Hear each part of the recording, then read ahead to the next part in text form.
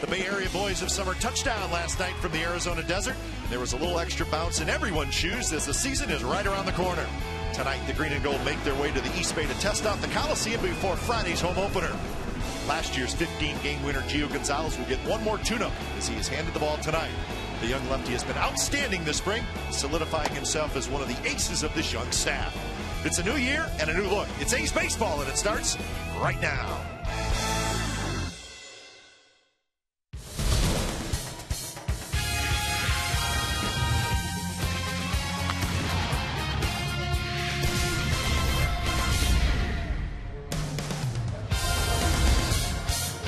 Well, the A's and their fans are back home at the Coliseum. 3 more days before opening night, but a couple more exhibition games to be played. It's the A's and the Giants squaring off in the second of their 3 exhibition games here in the Bay Area. So we're looking forward to a good pitching matchup tonight.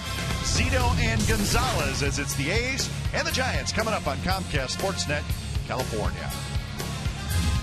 Good evening, everybody. Welcome to Oakland A's baseball here on Comcast Sportsnet California. Along with Ray Fossey, I'm Glenn Kuiper. So, indeed, it's the final tune-ups for these two teams. And for the A's, Gio Gonzalez tonight, great last year, Ray. Yeah. He had a great spring. There's no reason to think why he will not have a great 2011. Well, he'll be on the mound Sunday against the Seattle Mariners, the final game of the 3-game weekend series. But coming off last year, where he won 15 games, he went over the 200-inning mark. He was outstanding, making every start, did not miss a start all year. The one thing he's done so far this year is improved on his changeup. He's thrown a curveball to the right-handers that's kind of backdoor. He's not staying just inside with the curveball and the slider, but here it is. That's the hard curve. He a lot of times will throw it out of the strike zone, but he gets the swing and misses. Good fastball that he positions the outside part of the plate. How about that hook for a strike 3? And then you add the changeup. He can just blow guys away with 3 solid pitches right now and using different locations with those pitches. So no doubt, he, to me, is a 20-game winner waiting to happen. Let's see if it's going to be this year. And a good crowd tonight. We saw a good crowd last night in San Francisco. Here at the Coliseum tonight, it's the same thing. So a little extra enthusiasm as we get set for exhibition baseball. The A's and the Giants fan appreciation tailgate going on. Those fans about ready to head inside the ballpark.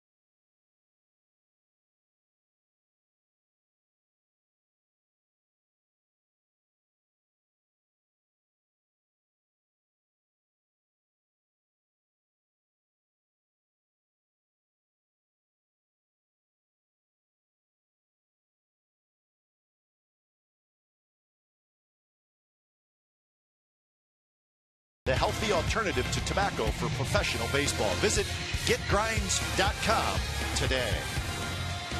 Welcome back to the Oakland Coliseum. Lineup cards are being exchanged, and the A's just moments away from taking the field, and now they will take the field behind their starting pitcher tonight, Gio Gonzalez. As I said, nice crowd on hand. And pretty nice weather, so exhibition baseball as we get set for the real stuff starting Friday night. This is the lineup for the San Francisco Giants tonight. Torres in center, Sanchez at second, Aubrey Huff in right field, Posey the catcher, Burrell in left, Tejada at short, DeRosa at first, Brandon Belt is the DH, Pablo Sandoval is the third baseman. Gio Gonzalez this year will not be able to wear the alternate black jersey, but chances are it will be the gold one, and we'll see that maybe on Sunday. But Gio, an outstanding year last year. In the first full time that he has had the opportunity to take the ball every fifth day, and he was outstanding. He's very happy tonight as his dad, Max, and his brother are in town to watch him not only tonight but Sunday as well in his first 2011 season start. But Gio, as we mentioned in our open, has the outstanding fastball, mid-90s, curveball, changeup, and he's also mixing the curveball backdoor to the right-handers, which to me is an outstanding pitch because hitters will give up on it. They'll stop. They won't look for it. They'll quit, and it's strike, which he's been very successful during spring training. The A's line up defensively behind Gio Gonzalez like this.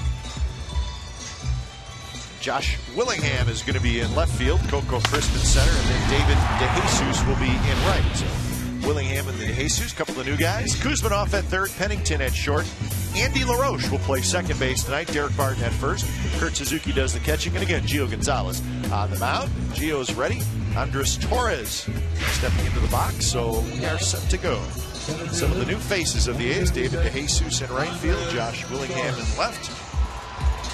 High expectations for the A's and for the new guys this year, including those two gentlemen, the right fielder and the left fielder. Kind of looking forward to Friday night. A lot of reasons, but I think the boys will be coming out in their all-white uniform. And how great is that going to be on a beautiful field that Claywood has prepared here at the Coliseum, and start the season on Friday night. First pitch on the ground to Andy LaRoche. Torres goes after the first pitch. He is retired, and that is out number one. Now Andy LaRoche signed with the ball club. They're trying to use him at different positions. The son of Dave LaRoche. And brother of Adam LaRoche. Well, the one thing that the A's looking for is a backup infielder because Adam Rosales is on the disabled list. Probably will not be able to start for at least April, and we hope back in May, but it may be even longer. Freddie Sanchez steps in against Gio Gonzalez. Strike. Well, you figure we did a game on the 13th of March. We talked about the roster decisions at that time. Well, that was a couple of weeks ago. We now know who the fifth starter is going to be. That's Brandon McCarthy. We did not know that at the time. Still an open spot in the bullpen. It looks like it's between Bobby Kramer and Tyson Ross. And Ray talked about the backup infield spot. Outside of that, that's about it as far as roster decisions, although you never know. There could be surprises at the end. It happens sometimes. We shall see. 3-1 to Sanchez. And that's a strike on the outside corner. Full count. That's the pitch that if Gio throws that fastball in this location to the outside part of the plate, he'll be unhittable. A lot of times he needs to finish by throwing inside, but nailing the outside corner is even better. What I was going to say, what are you looking for? A 93 heater down the middle. I didn't know if it's going to be called or not. Just thought maybe it was a little low. Let's check it out. How can you not swing at that? Number 17, Aubrey Huff. Gio a little bit hesitant as old plate umpire had to get in his strikeout call. Had to make sure the count was 2 strikes. So 2 quick outs. You don't want those calls on strike 3 with 2 strikes or with 1 strike. Spring training for the umpires. Corey Blazer is the home plate umpire. Sounds like the guy that ejected Bob Geren Saturday night in Phoenix. Good breaking ball, and it's 0-2. Imagine a manager getting ejected in spring training. And a player too, right? Yeah, well, was it Barton? And then Adrian Beltre a couple of days ago, or I guess Sunday. 0-2 pitch, and pretty good job of hitting by Aubrey Huff as he lines a single to left field. Well, he threw a very good curveball for strike 2 that he took. Came back with another curveball, left it up a little bit, and enough for Huff. A very good hitter, especially with a couple of strikes, serving it out to left field. So a 2-out single for Huff, and that'll bring up Posey.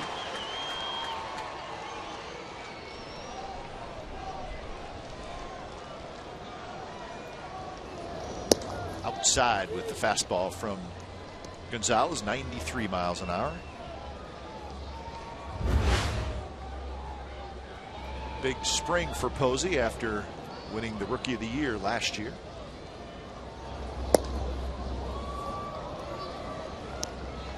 Tough to find somebody around baseball that doesn't think Buster Posey's going to be a star. Looks like he's headed in that direction. 2-0 bounces it off the glove of Gonzalez. Pennington's there. The flip to LaRoche. Side retired. A 2-out hit, nothing else against Gio Gonzalez. The A's come to bat. It'll be Crisp, Barton, and DeJesus.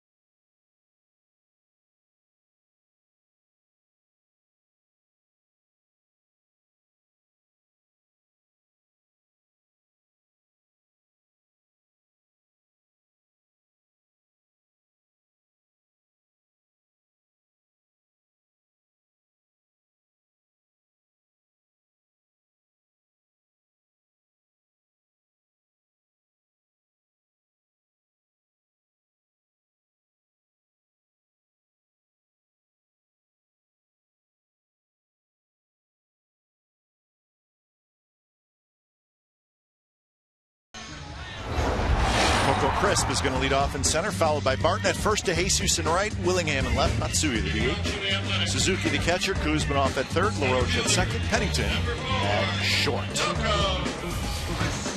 Barry Zito, 9-game winner last year for the Giants, and Bruce Bochy, his manager, said Barry, with the new mustache, by the way, has pitched as well as any of his starters this year, so he's looking forward to having his left-hander have a good season.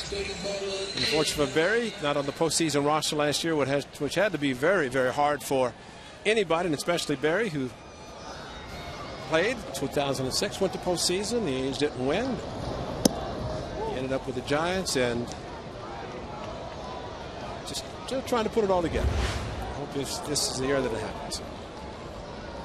Facing the switch-hitting Coco Crisp. Crisp goes after a high fastball, fouls it back. 1-1 the count. Crisp, Barton, and DeJesus. It's been an excellent spring for Coco Crisp, hitting .400. What does that mean? Who knows? Friday, nothing when it's all zeros. But it's a good way to go into the season. It's the great spring training question that's asked and talked about every year. Do the numbers mean anything? Well, I like the fact that a guy can get very confident going into a season, having had a very good spring. On the other hand, if you've struggled and you're a veteran, you know you're going to be able to play. And Hideki Matsui has not had a particularly great spring, but he's a veteran, and that's one guy that you figure once the bell rings Friday night, it all counts. Be a different player. That's why spring training's great, whether it's the team record or individual stats. If they're good, you say, yeah, you know what? I like feeling good going in. If they're bad, you can just say it doesn't matter. Yep. Full count to Coco Crisp.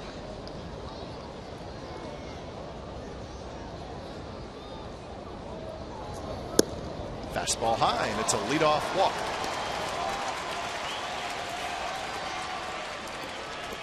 Defense behind Zito tonight. Batting second. Earl Torres Huff in the outfield. Sandoval, Tejada, Sanchez, DeRosa in the infield. Posey the catcher, Zito the pitcher. So Derek Barton will step in against Zito. Barton, a 2-run single in last night's game.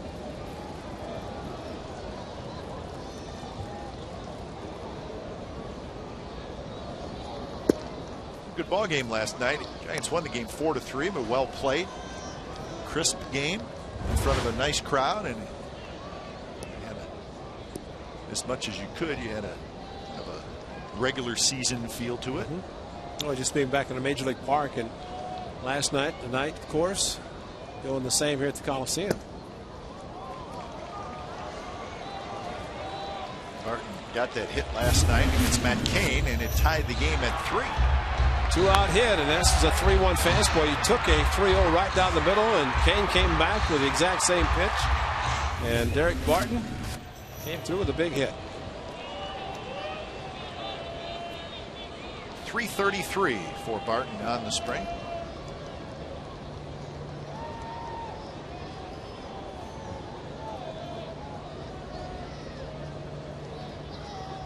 Swing and a miss.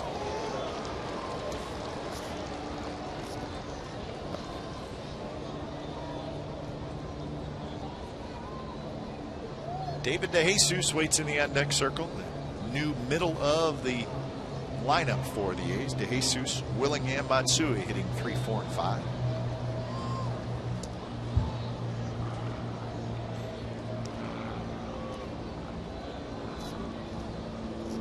The A's played 31 games in the desert. You come back here and you play 3 in major league parks. Pop straight up. DeRosa into foul territory, and he's got it. Brett Anderson, the second starter for the A's, will be pitching Saturday night. Outstanding last night. He had 7 innings of pitching against the Giants. Outstanding curveball. He threw some good changeup. There's another good curveball. And to be able to go 7 innings and really did not reach the number of pitches that they were looking at, between 90 and 100. So, yeah, he was great. And especially the first inning, second and third, nobody out, gave up just 1 run. He ultimately took the loss, giving up a home run to Aubrey Huff, but he was very good in his final tune-up. Strike 2 to Jesus. Yeah, the breaking ball. That second inning, it started to catch on, and it was nasty the rest of the way.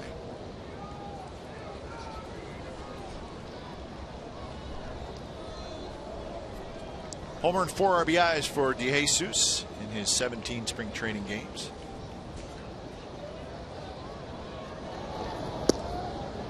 But in talking about coming home and playing these 3 games in the big league parks, I think that last week of spring training can be a real drag for the players. They're ready to get things going.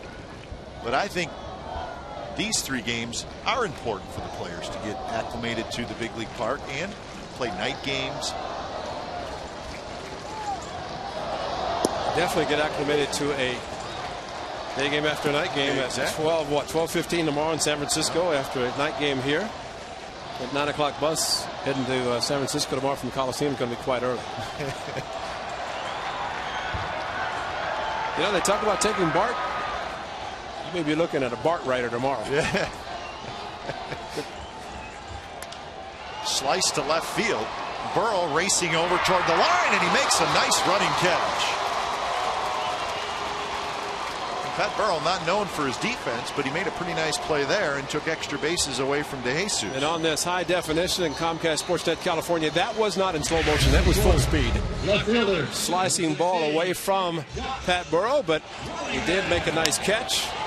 Good job of opposite field attempting by DeJesus. A nice play by Pat Burrell, who looks like he shed a few pounds. Yep.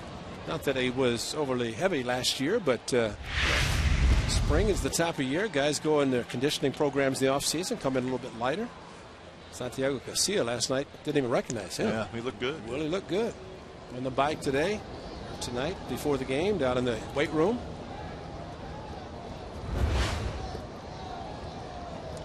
Well, this was almost a serious casualty for the A's. Josh Willingham Saturday against the Rockies in Phoenix Muni, that night game before the day game series and spring training in Arizona finale. But Josh Willingham had a foul ball, or a pitched ball, off his foot.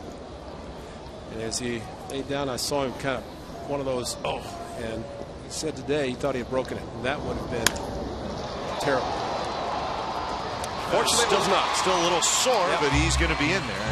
Hits that ball on a line, but right into the glove of Torres. We've played one at the Coliseum. No score.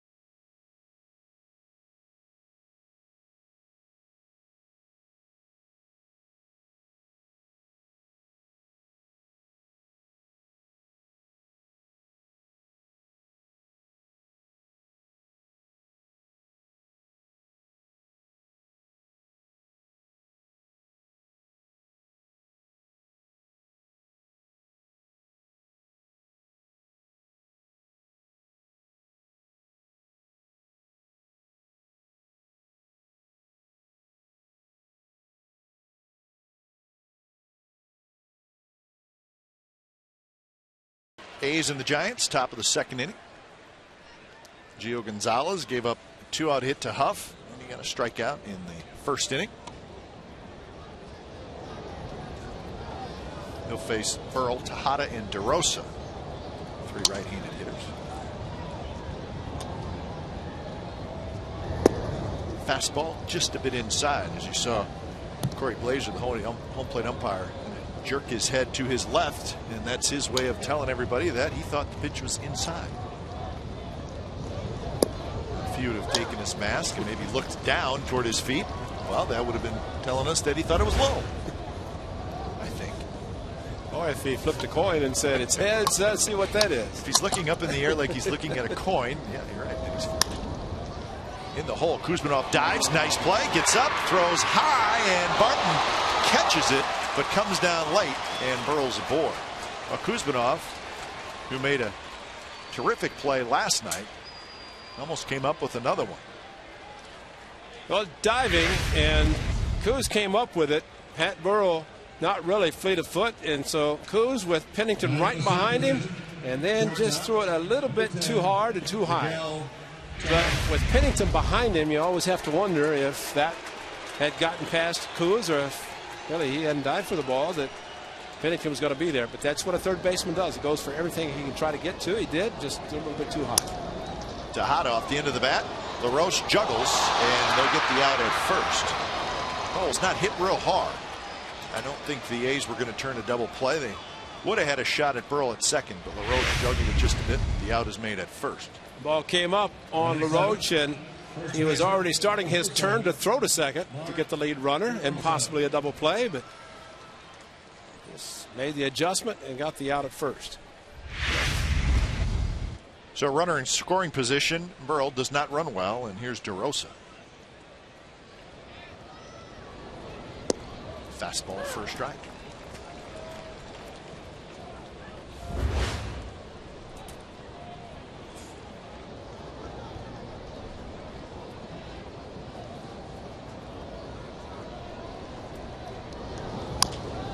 It's a big bouncer. It's fair. Kuzminov handles it, throws, and they just get DeRosa at first. Very close play. Burrell goes to third.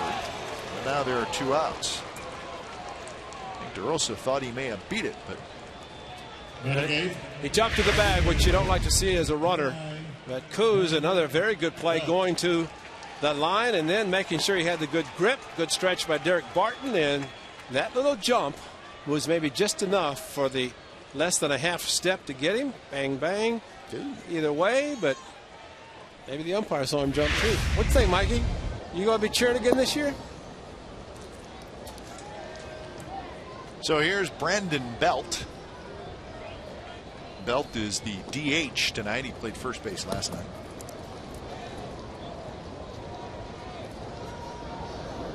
It's the big question surrounding the Giants. Will Belt make the team?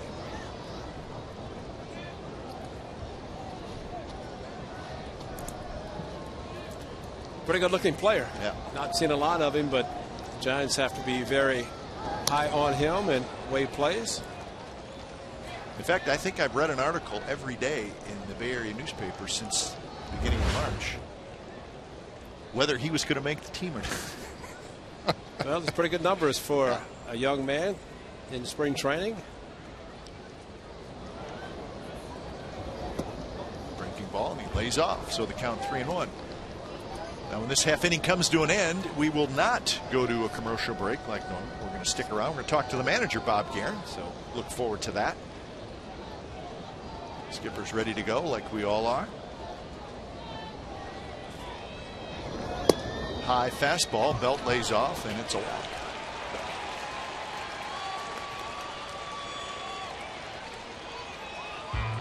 Opening day is Friday, April 1st, when the A's take on the Seattle Mariners. 7:05. Get there early for pregame ceremonies beginning at 6:15. 32,000 fans will receive a 2011 A's magnetic schedule brought to you by Farmers Insurance. Tickets are at the Coliseum box office, by phone at 877-493-BALL, or order online. Visit OAKLANDathletics.com. Be here and enjoy the festivities. Be here early to enjoy those, and stick around for a very good pitching matchup. Trevor Cahill against Felix Hernandez. Slice to right field. That could be trouble, and it is. It drops fair. Burrell's going to score. They will hold Belt at third. Sandoval, a slicing double that knocks in a run, and the Giants lead.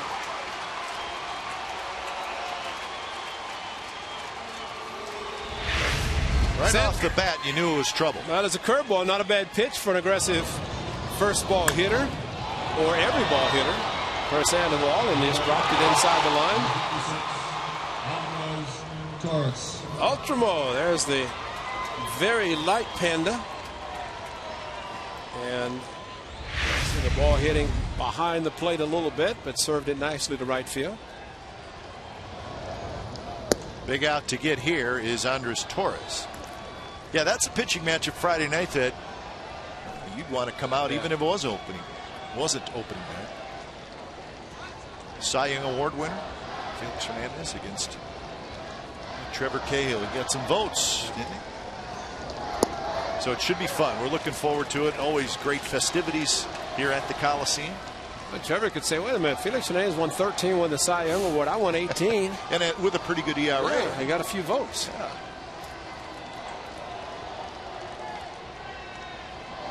1-1 to Torres. Well, usually on opening day, opening night, you're going to see marquee pitching matchups all across the board, but you have a tough time finding one that is better than Hernandez and Cahill.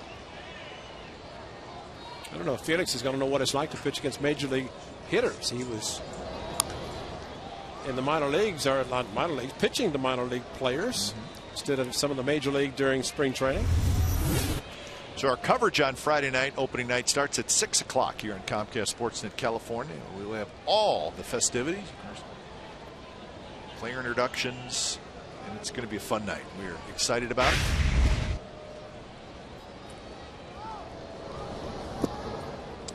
Were those earrings on Felix that we were seeing in that picture? I didn't see. Were they? Put the picture up there again, can you, Delarin, just to see it, because it looked like earrings. Are those earrings? Yeah, he's got earrings. Well, just don't want Trevor Cahill next year, when he signs his contract, to have an earring on each ear. Yeah. Hernandez, well stocked in the jewelry department. Yeah, here we go. Here we go. How would Trevor look? How would White Rabbit look with earring? No, I don't think so. No, just stay the way you are. We'll get to hear White Rabbit on Friday night when Trevor takes the mound. Of course, his song when he plays the Coliseum when he takes the mound. 2-2. Well, you don't use the telestrator a whole lot. Did I my earrings? You just though? used it on earrings, which I don't know. Well, I just had to point out because somebody might have been thinking they're just white dots, on King Felix ears. You're right. So I just wanted to point them out and add a little touch, artistic touch to. You did. Indeed. Trevor. Jam shot. Gonzalez is going to get Torres. Side retired. Giants get a run on a couple of hits and a walk. So bottom of the second inning coming up. Giants with a 1-0 lead. As normally we go to chat with the manager of the Oakland A's, Bob Geren. Bob's going to get the headset on and then we'll be ready to go. Find out, are all the decisions made? What do you think, Ray? Well, I think Bob Geren has been a media personality all spring. He's been a star this spring. Yeah, he's done such an outstanding job. I think if we had a chance to mic him for 9 innings, that would be great. Fans would love it. I bet he would love it. He would like it too. There's no doubt. So I don't know that MLB would allow that to occur, but I think he's down on the runway waiting for a headset. Well, with all the Japanese media, Bob Geren has to be a star this year because he's getting interviewed by about 30 more people every day. Every day he is he's out there doing the interviews and letting the press know, and then Hideki Matsui has his interpreter who will. Yeah. So is the manager there, Bob? You with us? Well, we were just talking about your duties this spring training with the media, and we thought you handled it great. The fact that you have to really talk with 25, 30 more media every day. How has that been? That's been great. They're all really nice people. Obviously, they love Hideki, and he's a big part of our team now. So it's a real pleasure. They're all good guys and women, and enjoying it. It's a good atmosphere for the guys. I think a lot of media around. It gives a whole little different feel to the team, and guys are responding. Are you going to learn Japanese before the end of the season, and just don't even need Roger to translate? That would be tough. Got a couple words. I know how to say good morning. And what is that? Ohio. It's California. That's why Yabu always said Ohio. I said, no, we're in California, Yabu. But it was good morning every day. How are you liking what Brett Anderson did last night and Gio Gonzalez tonight so far? They're throwing the ball well. That last inning we had a little possible double play that didn't get turned, but possibly cost us a run. But Gio, I like his demeanor on the mound. He's very aggressive. He's working pretty quick, and which is good. And when he got 2-2 through the ball in the dirt, I actually told Suzuki to slow him down a little bit. Thought he was getting a little too fast, but that's the thing. He's learning. He's learning tempo. He's learning, when to be aggressive, when to back off and calm down when he needs to. And sky's the limit for this guy. He's a good pitcher. Hey, Bob, we're seeing Matsui hit right now. A tough spring, 7 hits, 57 at-bats. Any concern about Matsui at this point with just a couple more exhibition games to go? Well, if he keeps getting calls like that, I might. Yeah, how about 2 in a row? Yeah. No, he's a professional. I mean, I'd have to. You got to figure he's been in over 20 spring trainings. He knows what it takes to get ready, and his bat speed looks like it's there, so he's going to be fine. He goes after the big curve. Did he get a piece? Yes, he did. So the count stays 1-2. Bob, let's go back to talking about the pitchers, and Kurt Suzuki is well prepared as any catcher, as you know, the way he comes out and gets himself prepared. But how much do you see the pitchers working quicker and quickly just because they go with pretty much what he calls all the time? That's a good point. You know, as you know, the quicker the ball gets out of his hand, there we go. The better off the fielders are. They're staying back. They're staying on their toes instead of on their heels, and that's what we like to see, because we have a great defense, and we just want them to get the ball, throw it over the plate, and let the defense work for them. You know, Bob, as a former catcher, you know as well as anybody that a pitcher's going to work better if he does not shake off his catcher. Just let the catcher call the game. Because of what Kurt does, how much do you see or not see pitchers shaking off? I'm sure it happens sometimes that we don't see, but how much are you seeing? Well, it's very rare. Ultimately, the pitcher has the ball and he has the last call. But, you know, they all know Kurt's here. When the first guy's the ballpark, he studies, he knows the hitters.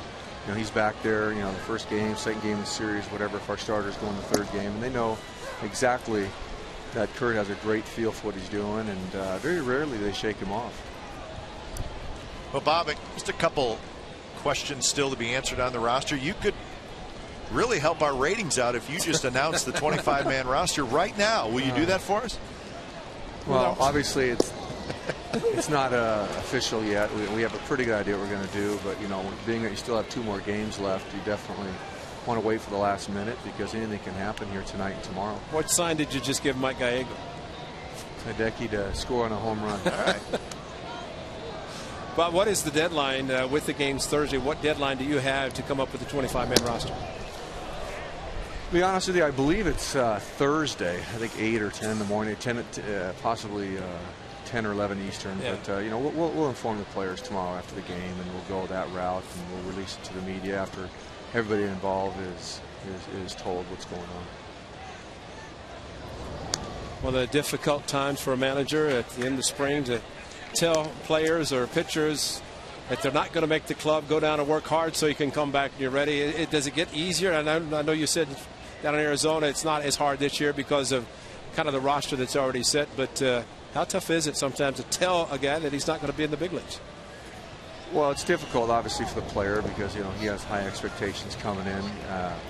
A lot of them, you know, some of the guys know that they're possibly here for the last cut really just because we need extra guys to fill out the roster, but there's always 2 or 3 tough ones.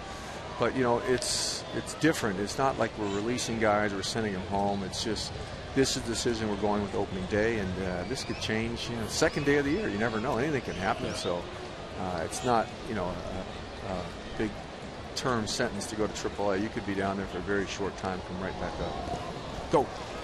Uh-oh. So he takes off. Posey's throw is there. Oh, no.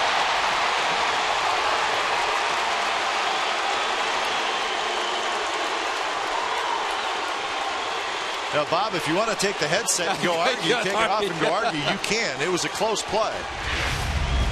And it might have been a late tag, but Posey jumping on the ball quickly, and a quick throw, quick release, and Matsui feet first slide. We're going to take a look to see if he got his foot in. It looked like he did, as Sanchez caught the ball and kind of laid out of the way. But it looked like the foot got in safely, Bob. So it would have been a good argument, but we appreciate you keeping the headset on. He would have scored on that homer, too. Yeah, Suzuki, is it fair? No, just foul. Foul by very little. I think Bob should go argue. Mikey just gave me the 2-inch sign. Yeah. So he thought it was well, here's our replay. We'll let you know. Yeah, it had the distance, but just to the left of the foul pole or the fair pole, however you want to look at it. Boy, it was close, though. Very close. Bob, you've got your catcher tonight hitting 6th, and the way you've been positioning during Arizona portion, kind of the same batting order. Kuz hitting 7th tonight. You've had him hitting 8th. What about the bottom part of the batting order? How happy are you to have some of the pop that you have down in the lower part of the order? That's important, because if you have a team that you feel like you can score any inning, that's a great feeling, because, you know, a lot of times you look and you're down a run or two and the bottom of the lineup's coming up and you feel like, you know, you're in a little bit of trouble here. But with this team, you could do different things in the bullpen. You could even expect the team to score in certain innings, and you might use your bullpen slightly different and, you know, come back from 1-2 runs down by having the right pitcher in the game. So he could manage a little bit different that way. Suzuki on first with the walk as Kuzminov takes high. As you look at this year, and you have an outstanding pitching staff, you have a great defense. How important is it, and you see it so often in early parts of the game where the infield might be playing back with a runner at third and one out, making sure those runs score, almost kind of like their gift runs, versus later in the game where they might play the infield in and try to prevent that run from score. Well, that's true. You know, we have a ballpark that's a little bit tougher to score than other ballparks, so you do tend to cut the run off a little more here than other places, but being that you have that feeling like you're going to get some runs, then early in the game you could potentially play back, give them a run, and stay away from the beginning. So, big innings kill you in this game, and you want to stay away from those. Well, Bob, we're going to let you go. You got that other job to do, managing your baseball team. Good luck this year. I think it's going to be an exciting year. You got a heck of a ball club, so we wish you all the best of luck, and we'll be rooting for you up here in the booth. All right. I'm looking forward to it. Hey, Skip, you've done a great job, whether it's on radio or TV. I think you've got a future. Once you decide to hang them up on the field, you might have a future in the broadcasting business. Hopefully that'll be a long time. Well, that's what, we hope so as well, because we like what we are doing. So you stay down there, do a good job, do a great job, and we'll take care of the broadcast. But thanks for your time. Yeah, thanks for having me on, guys. Thanks, Bob. Well, there's no question that this roster is going to be the most talented roster that Bob Geren has had. Right. This is his 5th year as manager of the A's, and I think he's excited about it, and he should be. And with that comes expectations, and I would think, Ray, you played for a long time. You want expectation. You want people to expect you to be good. Well, and that's something we'll see a lot this year. Dallas Braden, the Grizzly veteran at 27, talking to Gio Gonzalez, which they always talk before every game that Gio takes the mound. But this is something that see a little bit also during the game. Maybe Dallas has found out something that Gio's doing. LaRoche strikes out looking. Zito gets his first strikeout, and we thank the manager, Bob Geren, for joining us. 1-0 Giants.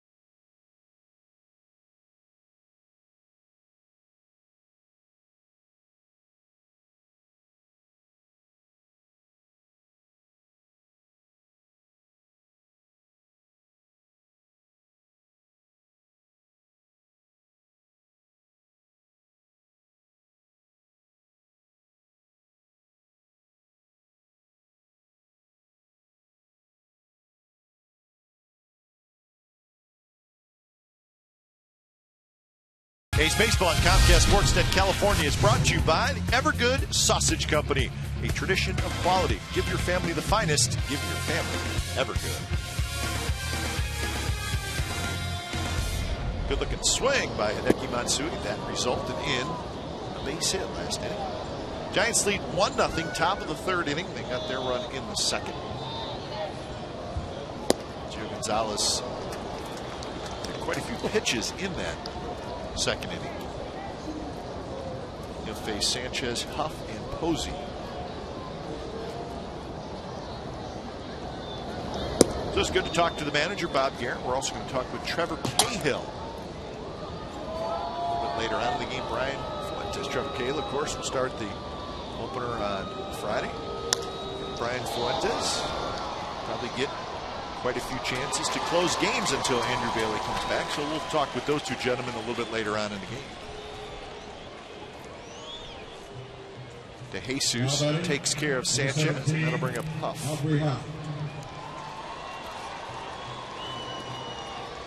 the Giants will open on Thursday. A's Friday. The Giants will be at the Dodgers on Thursday. There's 6 games around Major League Baseball on Thursday. A couple of them in the American League. Detroit, New York, Anaheim, and Kansas City. And that's Thursdays. Some of those games starting early, and that's why Bob Geren said that early East Coast time, the roster will have to be set, because before a regular season game begins, the roster is the 25. Each team, the 25-man roster, has to be selected. But as he said, tomorrow is the final exhibition game, and they will definitely alert the players where they're going. You know, Mickey Morbido, the A's director of team travel, said that in the past, when the Bay Bridge series has been played, the players who are going to Sacramento would more or less just go straight to Sacramento from here. But because they don't open till Sunday, and tomorrow being Wednesday, there's no place for them to go. So Mickey's got to put them on a plane and get them back to Phoenix, and they continue their spring training, and then they'll start the season in AAA Sacramento whenever, I think he said Sunday. So with the Major League season starting earlier this year, starting on April 1st versus, and that being a Friday versus a Monday, things have changed in that regard. And so some players, some of whom are here just because of expanded rosters for the Bay Bridge series, but some know they're going to go to AAA. Some already have been optioned out or are here for this series. But others hopeful that come Friday they'll be introduced on the third base foul line to start the season. Good breaking ball, but called the ball. Gio Gonzalez thought it was a strike. Down around the knees. Well, you just have to wait, because an umpire is just kind of waiting as you go to. No, didn't bring up the arm. Still pretty good pitch. On the ground to short. Pennington has it. Gio Gonzalez. A nice 3-up, 3-down inning. Couple of ground outs and a fly out. Bottom of the third coming up. 1-0 San Francisco.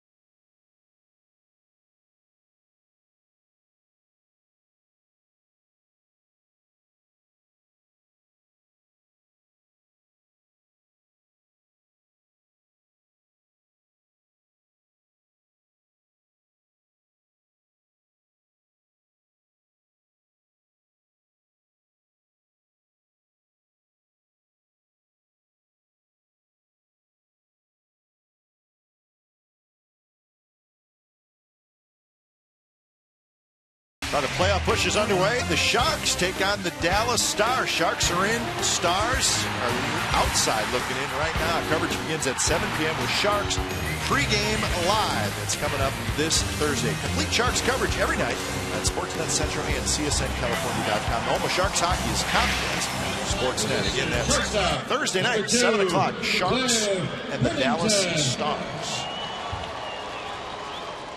Aaron Rowan comes in the game. He is in right field, so Aubrey Huff gets a couple of at-bats, and that'll do it for Huff for the night. Zito will face Pennington, Crisp, and Barton.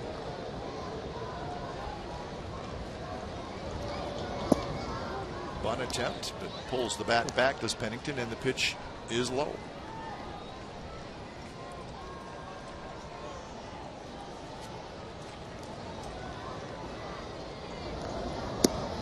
Curveball, called a strike. I think the first pitch was better than the second. Right. You're exactly right.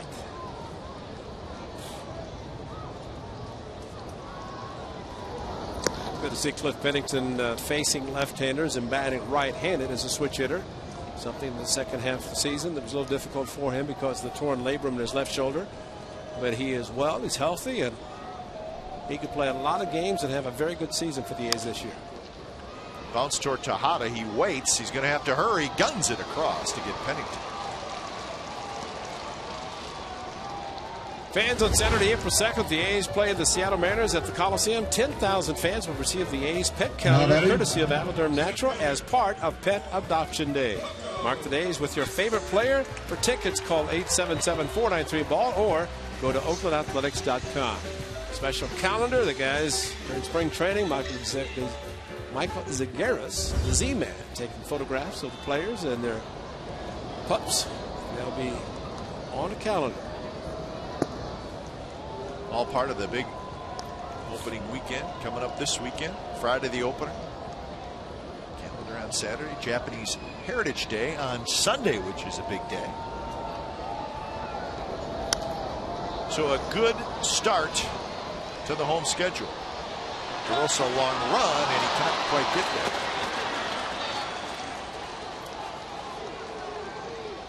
So the count 1-1 to Coco Crisp, who walked in the first. Long run, just wait a minute. Where's the foul territory end? It doesn't at the Coliseum. It just goes forever.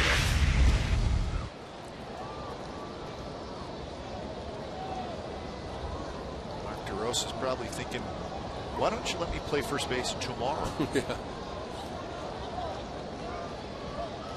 He played places where all he had to do is take a half a step and know the ball's in the seats. A lot of new stadiums have the fans positioned very closely to the field. Freddie Sanchez, Rowan, a long run, and nobody's going to get that one. Right on the bullpen mound. All right, Coco, you've got him tired. Now push him onto the right side.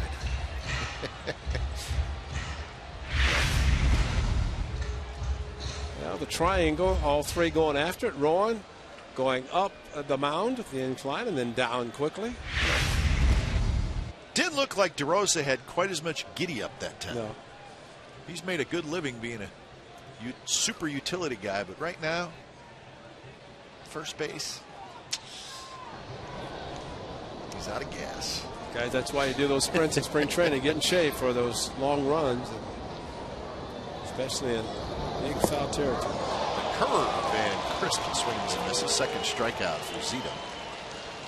Well, Barry, throughout his career, has had an outstanding curveball. Here's a very good one to Coco, as he took something off the pitch, plus threw it for a strike. So either way, it was going to be a strike.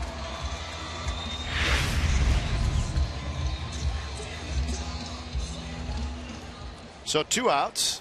You saw the look of the guy in the exhibition game. Going back to the dugout, striking out on a hook, smiling.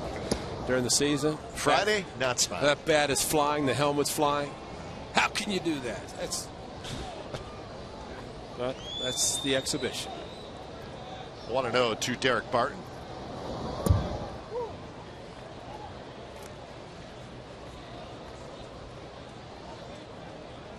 Barton fouled out to DeRosa in the first inning.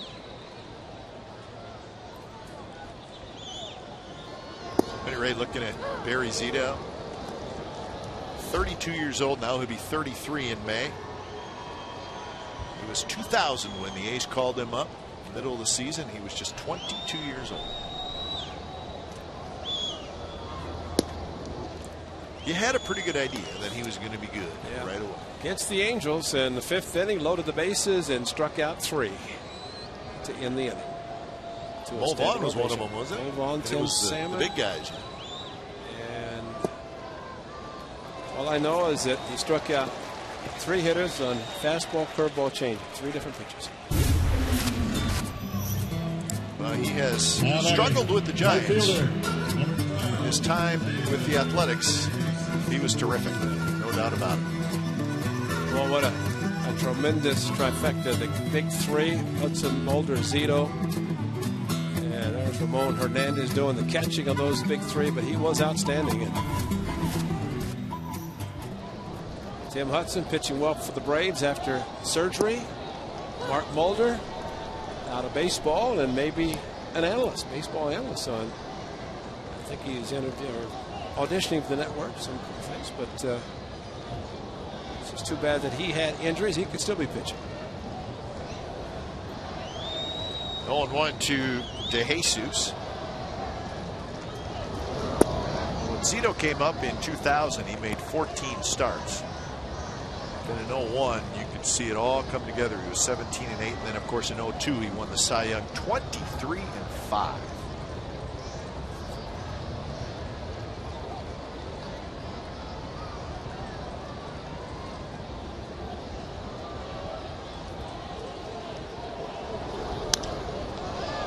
Fly ball left field.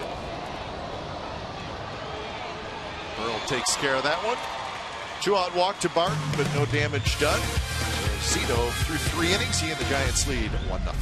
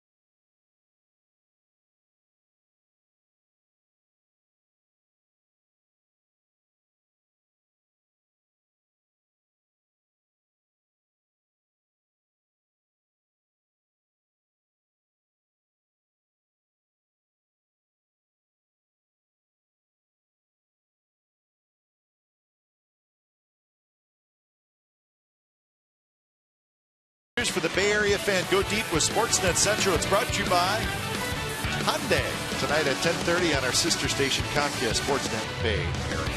Kate Longworth has A's postgame. Jamie Sire in the Giants locker room, and Ray Ratto on the Barry Bonds trial. Mindy Bach, Brody Brazil will host. Top of the 4th inning, 1-0. Giants leading the Athletics. It'll be Burrell, Tejada, and DeRosa.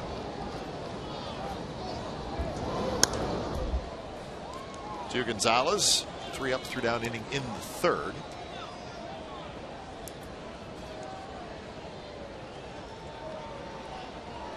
After this half inning, we'll be joined by Trevor Cahill. Maybe we tried in Arizona, the headset wouldn't work. Oh, let's hope it works tonight. Trevor, the opening night start. Seattle Mariners in town. Saw it today where the Mariners put their center fielder Franklin Gutierrez on the disabled list, which is not I guess it's a surprise with the injury he has. He's having some stomach problems. But it's been bothering him most of the spring, and just has not been able to play a whole lot, so he will start on the disabled list. Gold Glove center fielder Franklin Gutierrez. Just hoping they figure out what's wrong.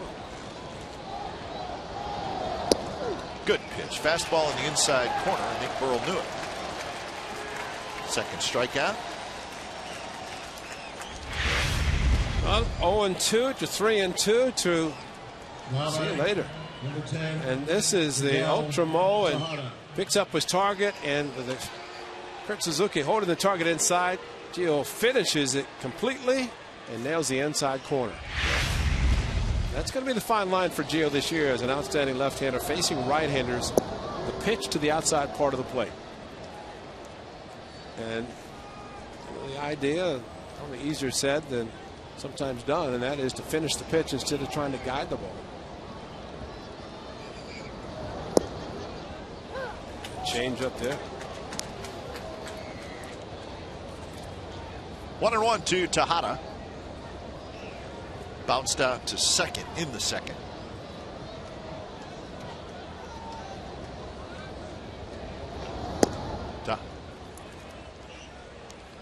Ron Romanek, the new A's pitching coach, not new to the A's, but new to the A's as their pitching coach. He was the bullpen coach before that. He's a good man, and he knows pitching. Well, he does. He's looking at Kurt Suzuki, and I just wonder if he wants the pace picked up a little bit. You know, and Zook knows what he's going to call, and sometimes a hitter will slow things down by stepping out of the box. Because pitching coach can look at his catcher and see kind of what sign he's calling.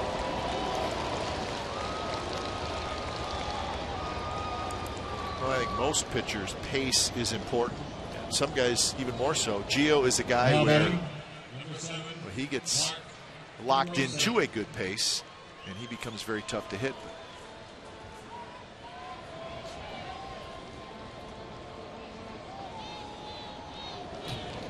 Here's DeRosa with Tejada aboard.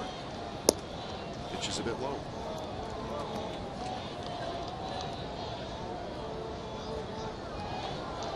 .56 pitches total for Gio Gonzalez so far.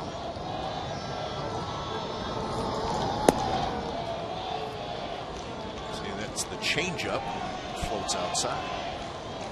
DeRosa bounced out to Kuzminov in the second inning.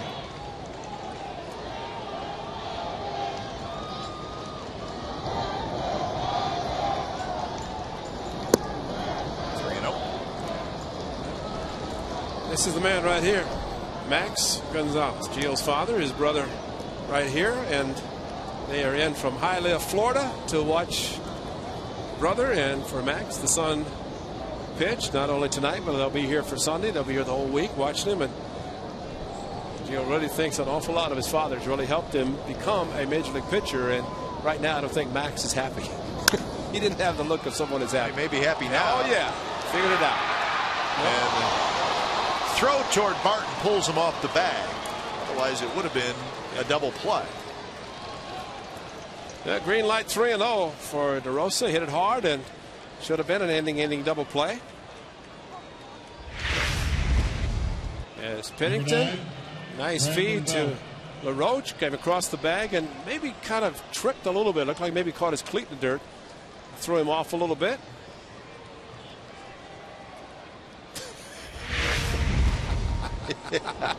It's something a father can do, but not the play pitcher. Belt slices one foul.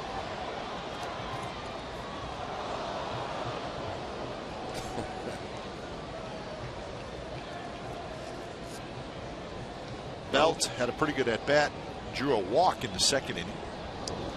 Well, throughout the season, we mentioned Hialeah, Florida. Gio Gonzalez, the proud resident of Hialeah, and they talk about his father Max. Well, there they are. They watch every game on Comcast Sportsnet California, or somehow, some way through us, and they are watching every game. Brother looks just like him. I was going to say that. How can you tell that's Gio's brother? 0-2. Belt rolls one foul. That one 0-2 pitch that got a little bit too much of the plate.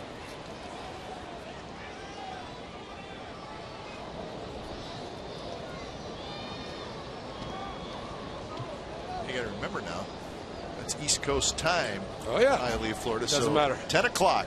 Doesn't matter for the A's home games. That's when they are settling in to watch it.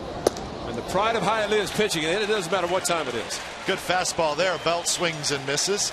So a couple of strikeouts for Gio Gonzalez, his second and third of the ball game, and the Giants do not score. So 3.5 innings in the books. Giants still leading 1-0. Trevor Cahill is going to pop the headset on, so we're going to talk with the opening night starter for the Athletics. After his all-star season last year, he gets rewarded with an opening night start, and why not? Well, he gets rewarded with American League Cy Young Award winner Felix Hernandez as the opposite pitcher. Oh, what's the big deal? Huh? No big deal. Just shut him out. Won 5 more games than the Cy Young Award. That's right. How about this sign behind us? Isn't that pretty neat? It's beautiful, yeah. See, you can sit on the camera. Comcast Sportsnet California, the TV home of the Athletics. 144 regular season games we're going to do this year, so just about all the games will be televised, just like last year. I'm glad you clarified it for Shooty. Comcast Sportsnet California. Well, the Bay Area is across the way, but Trevor, the headset working? Yeah, it's working. Perfect. Trevor Cahill downstairs. So how much have you thought about the opening night start on Friday night, and what did it feel like when Bob Geren told you that you would indeed be the starter? It felt good. I mean, it's always good to know when you're pitching, so I could prepare and know how many days I had in between and whatnot. And it's an honor, especially where I was at last year. Where were you at this time last year as opening day approaches? I was in the dugout in the bullpen. With an ice pack on your left shoulder, right? Yeah. Well, indeed, you've come a long way. But what are some of the things that you learned about yourself last year as a pitcher, thinking back to 2009, and then maybe some changes you made in 2010, and you just had such a terrific season? I think I learned just, the biggest thing is command, that I have good enough stuff, just throwing strikes, not be afraid to get hit. And I added a curveball, which I think helped out a lot, because I was throwing mostly fast change, kind of same pitches. Adding a breaker, going the other way, helped out a lot. How big has the fastball that you throw, the two-seamer you throw to left-handers and bring it back out over the plate or to the inside part of the plate, and maybe the difference for you now compared to a couple of years ago where you gave up some home runs on a similar pitch, but now it seems to be working well for you? Yeah, I mean, I think I got a lot better feel. I can get it to where it comes back on the inside corner instead of, leaking out right over the middle of the plate. I think before, also, I was throwing mostly away to lefties, and they were just kind of diving out there and taking it to left field and, getting their head out a little bit, the power guys. So, I mean, it definitely helps being able to come inside.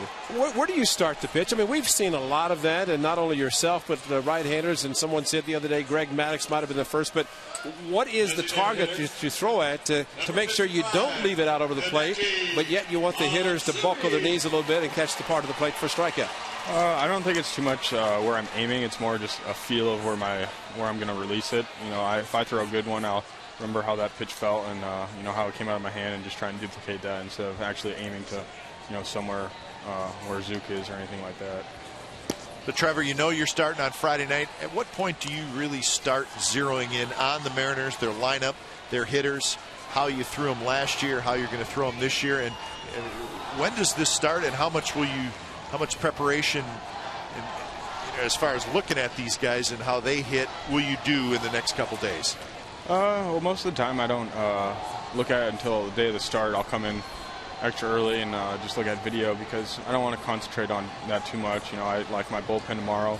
I don't really want to watch video just because I want to work on my strengths instead of, if I look at that, I might be trying to, focus on their weaknesses when I'm throwing my side. So that, and also if I look at it the day of, it keeps fresh in my head. And most of the time it doesn't really matter anyways, because Zook does such a good job. I just, throw whatever he puts down. That question is Hideki Matsui got the green light 3-0 and hit a base hit, so that's good to see. But we were talking to your manager Bob Geren about the preparation of Kurt Suzuki, and you alluded to that, the amount of time he puts in. How much does that help you as a pitcher to look in, to get assigned the location, and not really think a lot about what you're going to be throwing, leave it up to your catcher to call a game? It's one of those things that, you get so spoiled you don't even think about it too much. Yeah. Before, it was just even in minor league, I didn't shake off too much just because, even if it wasn't the right pitch, I'd be like, oh, maybe if I throw this, it can still, work. But with him, it's just, it's just so much easier knowing that I don't have to worry about it. It's, I can worry about executing each pitch instead of what pitch I should be throwing. And, he does put down a finger I don't agree with. I know he's right, so. Well, the old saying is the pitcher has the baseball, and ultimately it's his decision. But I think over the years, you see that the confidence, and in talking to Zook, he knows that you guys have confidence in him, which helps him. But when you think about an opener, considering what you went through last year, and you talked about where you were last year, the fact you made one start in April, it was horrible, and then you won 18 games. But the thought of being down in the bullpen, the sellout crowd, you've got all the festivities, the pregame festivities. What do you anticipate you'll be thinking about on Friday night when you're down in the bullpen, knowing you're facing the Mariners for the first game of the season? I think just trying to keep it kind of my mindset on, because it's just another game. I mean, you always have your nerves, first game, regardless if it's the team's first game. So I think just kind of keeping them in check. And I'm a guy, if I'm go out there and try and overthrow, I'm not going to do very well. So just kind of stay calm, try and joke around, stay loose and relax, and kind of just take it like any other start. Will White Rabbit playing on Diamond Vision help? Yeah. So it's back. It's back for 2011. Yeah. Better couldn't be. Change it. Yeah, I couldn't change it. Don't change anything. Hey, Trevor, good luck on Friday night. We're excited about it. We think you're going to have a great season. We appreciate it. Oh, thank you very much. Dactyl. Boy, you're ready. So Trevor Cahill, opening night starter. That one's bounced. That's a fair ball. Sandoval dives, gets up, throws, and DeRosa digs it out. He didn't know he had it. He did not know he had it in his glove. But that was a tremendous play by Panda. Probably last year, that ball's a double, but his workout regimen during the offseason, losing weight, and it pays off. A great play by Sandoval. But watch DeRosa at first base. He scoops the ball, but stay on him if you can, because watch this. He's looking for the ball. Where is it? I got it, baby. Great shot, guys. That's outstanding. Now he's going to tell us that he was trying to deke the runner, but we know better. No way. No way. But that's maybe a run saver. But that robbing Kurt Suzuki, but a great play by Sandoval. So Kuzminoff will hit.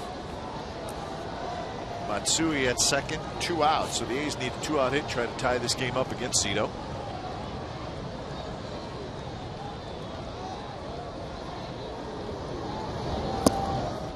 Well, if you doubt at all that Sandoval lost 40 pounds, just look at a picture from last year. Oh, yeah. Because you can tell big time.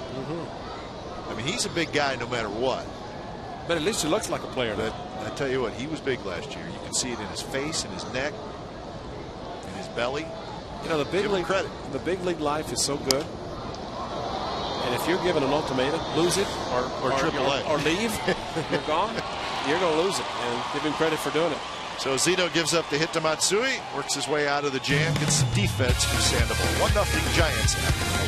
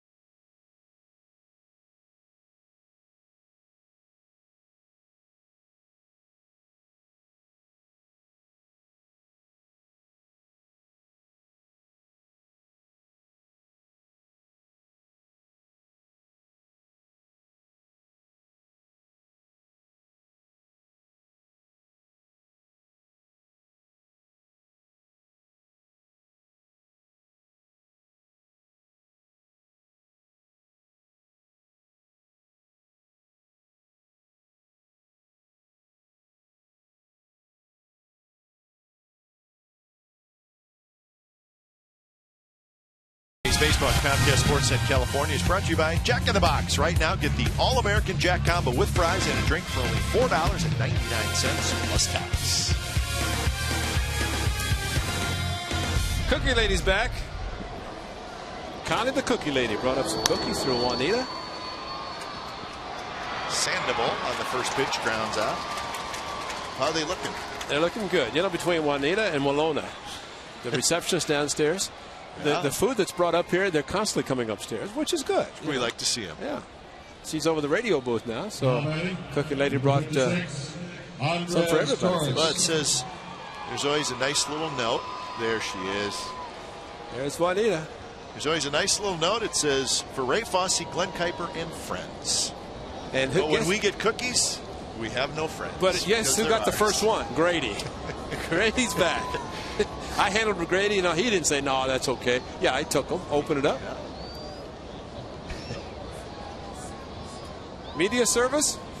Take them. You know, you can have them. Or give them to BI. Juanita's got cookies that she doesn't know who they belong to. All right. Top of the order, and Andres Torres. He's behind in the count 0-2, so Gio Gonzalez has Torres right where he wants him. You know, one of the good things about a pitcher who, of course, working with Kurt Suzuki, you have tendencies. In the case of Sandoval, he swings early. Did it the first at bat, did it the second bat, so you pitch accordingly. And when you have the pitches that Gio and the other starters have, all the pitchers have, you can make an adjustment on an aggressive hitter. That breaking ball at the back foot of Torres. 1-2 the count. 0 for 2 tonight.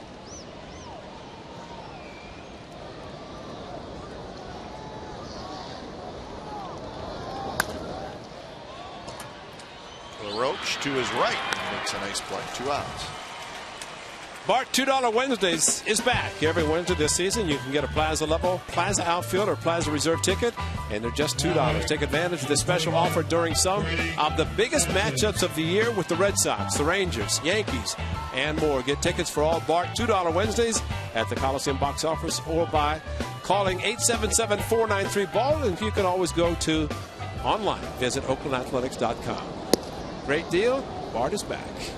I'll be on it tomorrow. I was going to say, San Francisco. Get a good deal tomorrow. Dallas Braden and Madison Bumgarner, the pitching matchup tomorrow at AT&T Park. A little bit extra drive for the man from Stockton. Did you see his vehicle this year? Oh my God. I hope we can get a camera out. You can check out what Dallas Braden is driving this year. It's about as big as this stadium. If it's on the road when you are, you better get out of the way.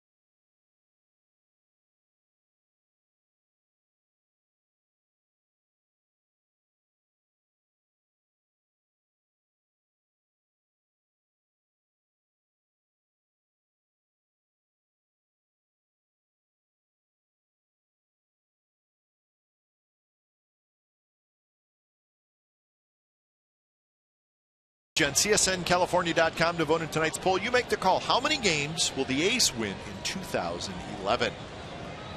80 or less, 81 to 85, 86 to 90, 91 to 95, or 96 or more.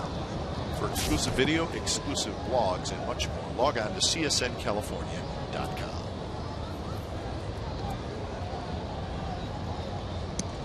Andy LaRoche leading things off, and he's quickly behind in the count, 0-2. Struck out looking in the second inning. He'll be followed by Pennington and then Coco Crisp. Andy LaRoche playing second base tonight. And on the 0-2 pitch, he drills with the right center for a base hit. LaRoche fell behind 0-2, was not bothered by it. And he's done a very good job for the A's this spring and showing that he could use the whole field, and especially with 2 strikes. Almost the point that it doesn't bother him when he gets 2 strikes. Great setup, the bat, no movement except going right after the pitch that might have been out of the strike zone, but very aggressive and coming through with an opposite field hit. So that is the 3rd hit for the A's off Zito. And here's Pennington. Sandoval playing way in on the grass.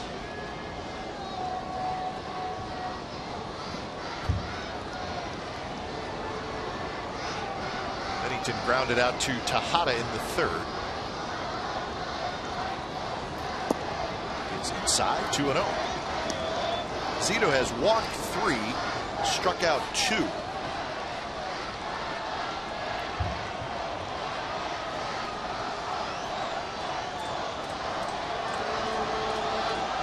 See a nice turnout tonight. A little bit of competition between Let's Go Giants, Let's Go A's.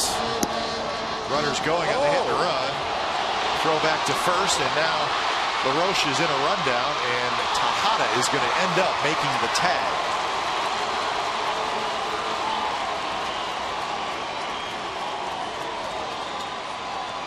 So that is out number 1.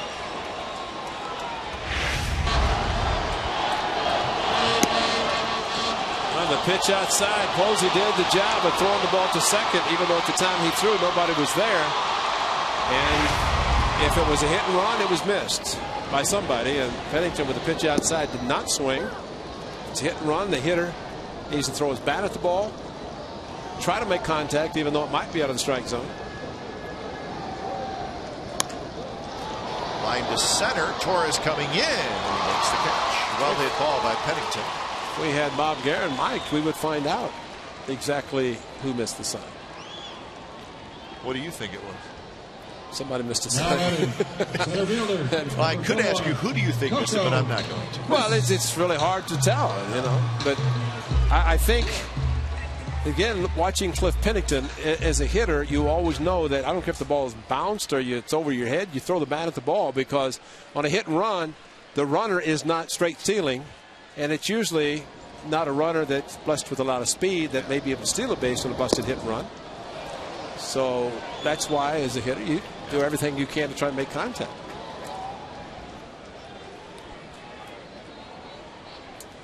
But signs are simple, and there's the conversation going on right now. It's, well, I think Cliff missed it.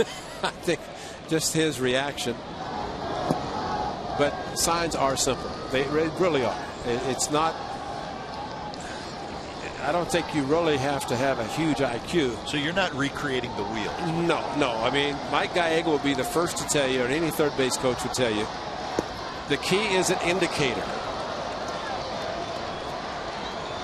And the key is that if an indicator, it might be any part of his body, his cap, whatever, he can go through all kinds of signs, but if the third base coach did not go to that indicator, nothing's on. And he can go to the indicator, go through a series of signs, and go to another and take it off. But all you have to do is watch. And they aren't really that hard. Good curveball there by Zito. He gets his 3rd strikeout, and the A's do not score. We're headed to the 6th. Still 1-0 Giants.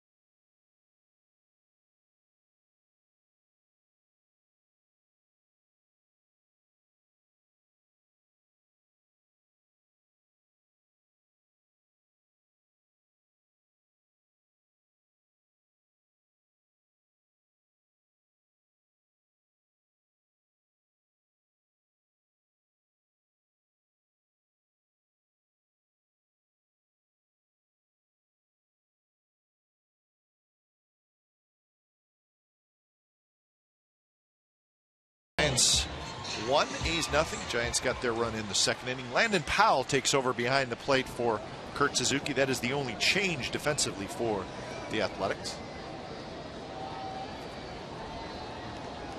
Giants have made a couple of changes. One of them, Aaron Rowan, who came in the game a couple innings ago in right field. So first at bat for Rowan.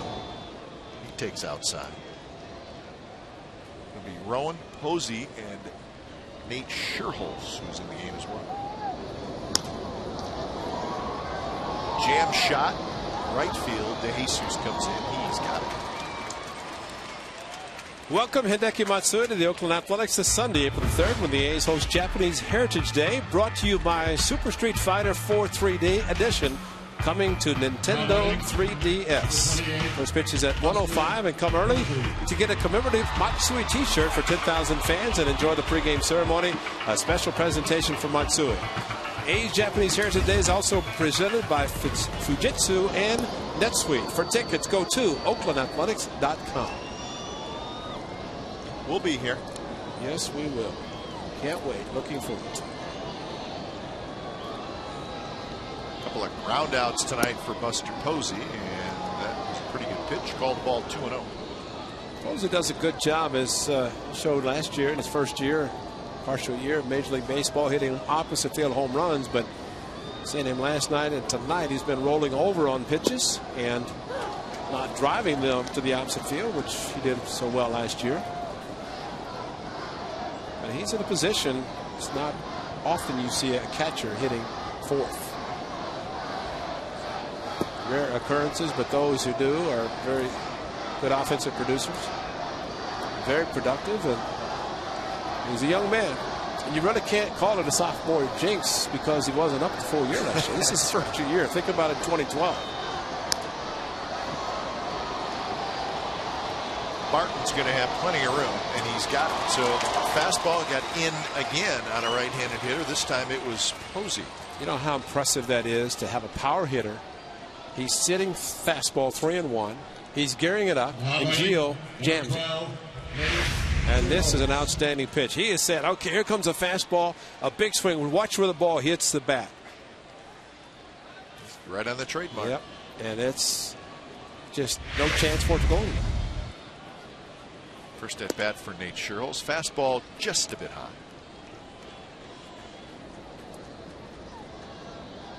This will be pitch number 80 for Gio Gonzalez. They've added something new on the scoreboards where they not only have the pitch count, but they have the balls and strikes. Yeah, squint because it's smaller. And I'm a year older, which means the eyes. You've got something to worry about. Yeah. But I'm sure Tommy Adza will be able to show us exactly what we're talking about. They have the speed, velocity, and then right next to it, the pitcher's name and BST. That's not bacon sandwich tomato. That is balls 37, strikes 44, total 81. So that's a new addition this year at the Coliseum. Fastball, swing and a miss by Scherholz. It's 3-2. Looking forward to going to Arlington, Texas, and that huge new jumbotron screen that they're going to have. And I guess when you sign a huge TV contract and go to the World Series, you can add those things. But Chuck Morgan, who is in charge of all that, will be showing it off, I'm sure, quite a bit. Good inning for Gio Gonzalez as he strikes out Nate Scherholz to end it. That is strikeout number 4 for Gio Gonzalez. So Giants do not score. Middle of the 6th, still 1-0 San Francisco. Talk to the manager. Talk to opening night starter Trevor Cahill, and now we're going to hook up with Brian Fuentes, big offseason signing, free agent for the Athletics, and he's going to get a chance to be, I would imagine, the main closer until Andrew Bailey comes back. But, and he is capable. He is California, Merced, and welcome Brian Fuentes. Great to have you with the club. Oh, thanks, guys. It's always good to be here. So tell us about, I mean, I read a couple stories about you signing with the Athletics, that the manager, the general manager, drove to see you. You guys sat down at a restaurant, did some negotiating, and it really didn't take that long, and you were in Oakland A. Tell us exactly how it went. Well, there wasn't much negotiations going on between me and everybody, but you know, we just kind of fill each other out, and They told me a little more about the team, some things that I maybe wasn't aware of, and I let them know about myself and how I thought I might be able to fit in with their club, and it all worked out. Well, I think you'll fit in perfectly. We're just showing the numbers, 187 saves, and just also that you had mentioned that you know that Andrew Bailey's going to be the closer, but the fact that you have been able to close throughout your career, and now that Andrew's going to be on the disabled list to start the season, in your mind, setting yourself up to come in to kind of be the setup guy, but all of a sudden now you're probably going to be closing maybe with Grant Balfour. How do you look going into the season with those changes to the point now that you're probably going to be closing? You know, I just feel good about the, you know, what I have in front of me. You know, Bob's presented me an opportunity to close, and I think that was, you know, originally I was brought in to be, you know, Andrew's support, and you know, unfortunately right now he's a little slow recovering from that elbow injury, so I'm going to be the guy, you know, for now and until he comes back.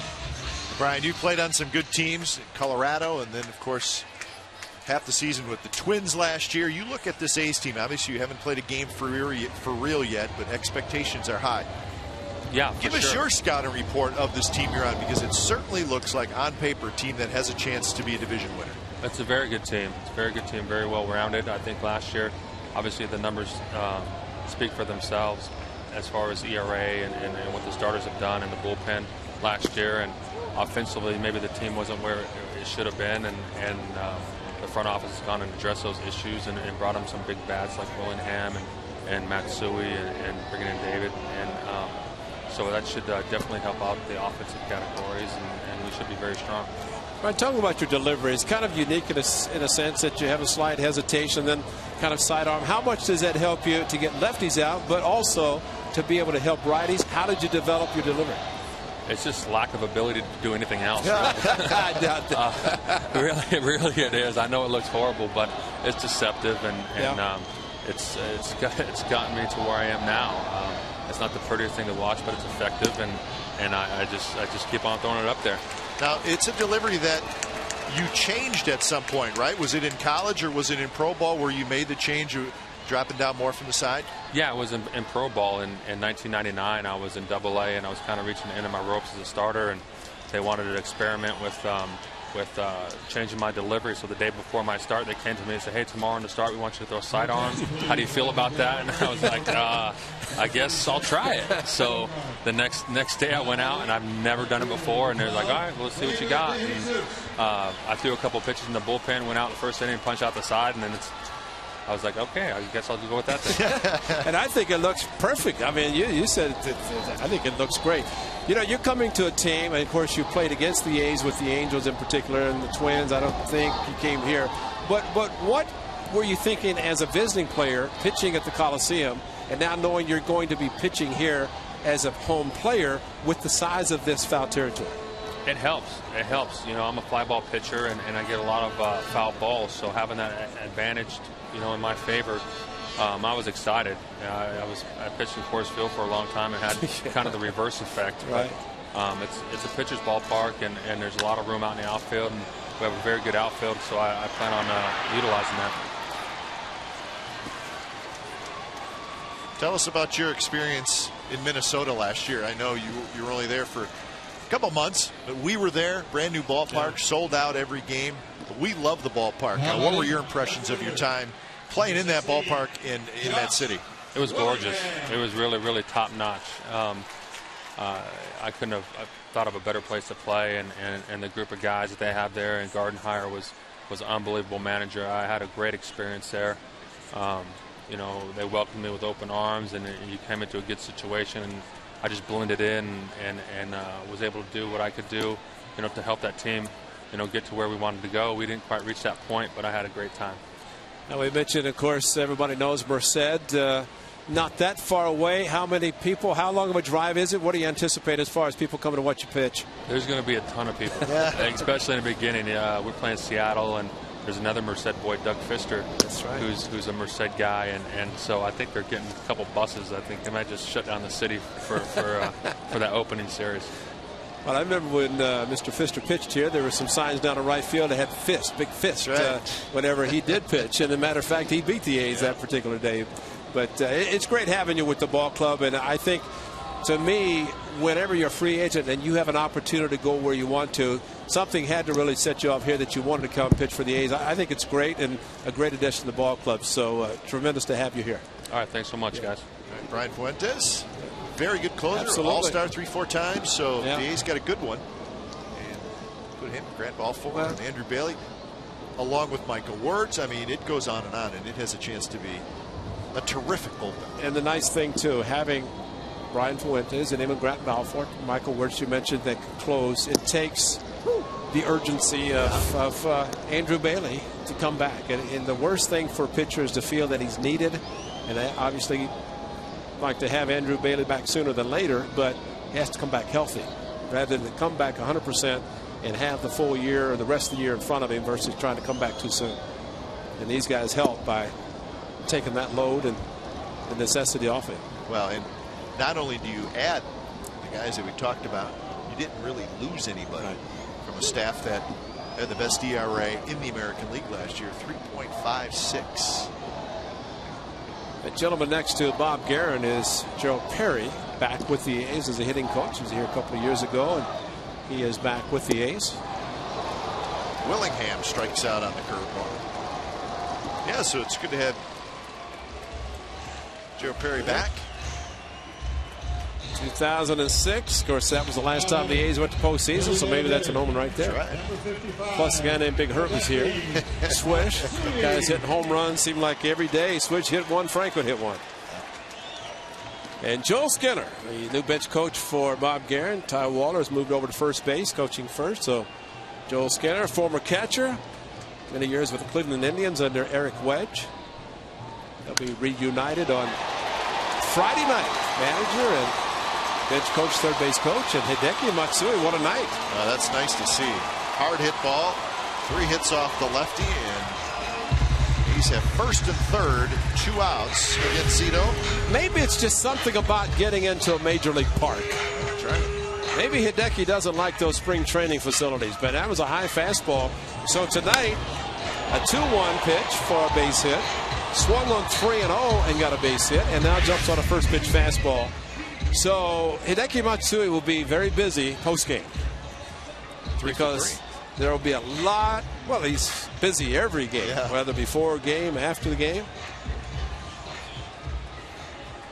So we're going to have a pitching change. Looks like Ramon Ramirez coming in, the right-hander. Giants lead 1-0. A's threatening. San Francisco, number 52.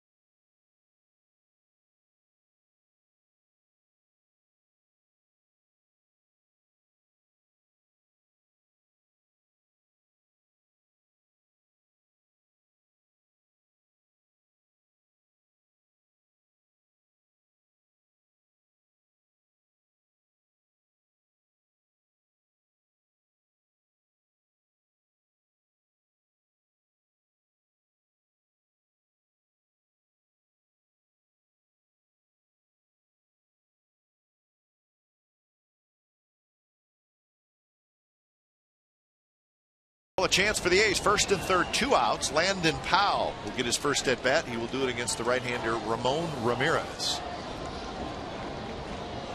First pitch stays high. DeJesus is at third. Matsui is at first. Nice outing for Barry Zito tonight. Of course, leading 1-0, and the A's trying to at least tie it with runner in scoring position. And 90 pitches. Got his work in. Yep. Zito is slated to be the number 4 starter in the Giants rotation. So he would pitch on Sunday down at Dodger Stadium.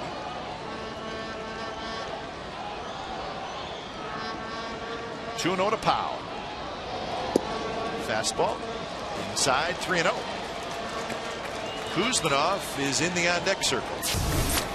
Well, we saw Hideki Matsui have the green light, got a base hit, hitting 3-0. Well, Landon Powell had the same.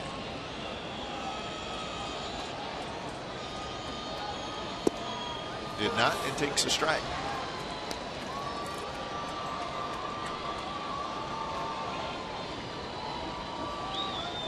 Couple home runs for Powell so far this spring.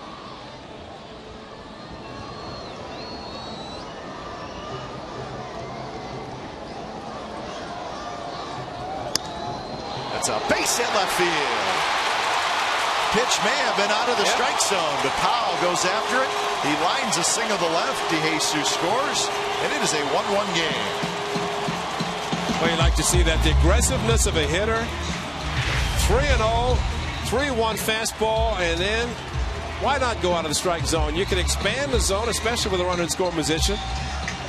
Don't necessarily look for a walk. Allow the pitcher to start fresh for the next hitter. And instead, jump after it. Aubrey Huff did it last night. Almost hit a ball in the water on a 1-0 fastball after Brett Anderson missed with a curve. So very good hitting by Landon Powell. Does a great job behind the plate. It's back up Kurt Suzuki, and this time comes through with a big 2-out hit. So Kuzminov swings and misses. You know what I like about that? RBI situation. Just expand your strike zone a little bit. We talked about it a lot last year, and there were times where the A's did not do that. Yep.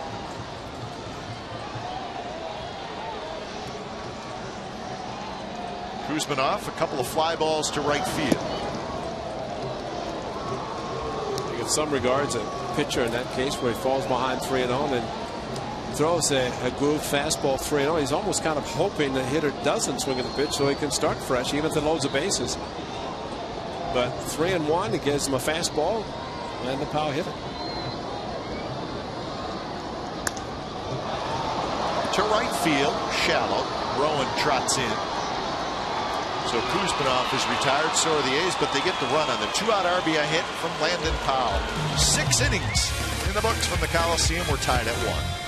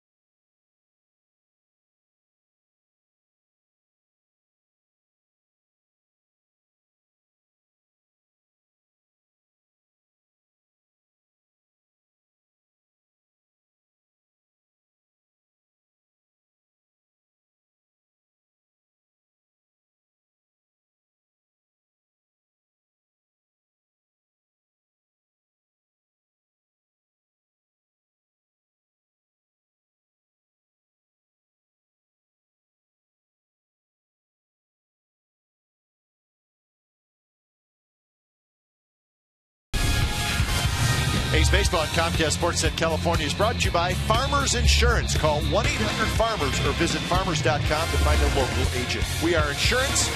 We are farmers. 7th inning from the Coliseum. Very nice night. Another good ball game tonight. Giants and the A's tied at 1. Gio Gonzalez back to work. But the guys that Gio started with are no longer there. It is an entirely new group of defensive players behind him. So we'll do our best to tell you who's out there. Well, leave that up to BI to let the guys down the truck know, and they can put a graphic up and tell us, because number 10, we know that they've made wholesale changes, and we know that we don't have to worry about this starting Friday. Because when the lineup is out there, they will be playing. But the great thing about bringing players from the minor leagues, and maybe some players in both clubs that have never set foot in a major league field or on a major league field, and it gives them an opportunity and have the spread downstairs and the post-game meal and come to the big league clubhouse, big league field. Eric Sogard, we saw him last year with the club. Connor Jackson is healthy. Good to see that. Jay Miller. That's a good guy, Ryan Sweeney. Between Connor Jackson and Ryan Sweeney, two guys that were up last year playing a lot, and with the additions of Josh Willingham and David DeJesus, then things have changed. Yeah.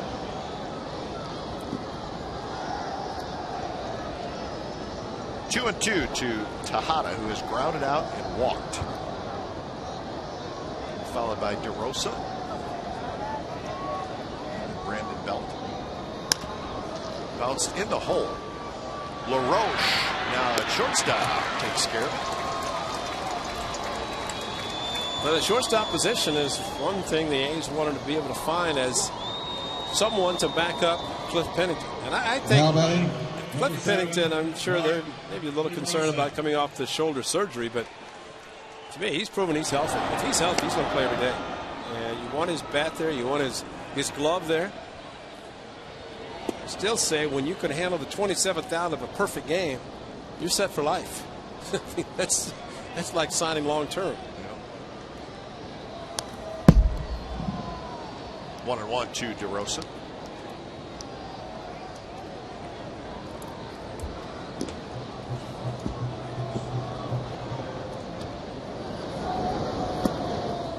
Find backup infielders, but it's tougher to find a good backup infielder that plays a good shortstop.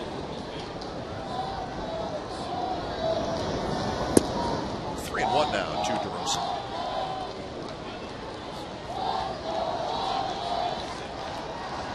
.93 pitches for Gio Gonzalez, so he is indeed getting his work in tonight.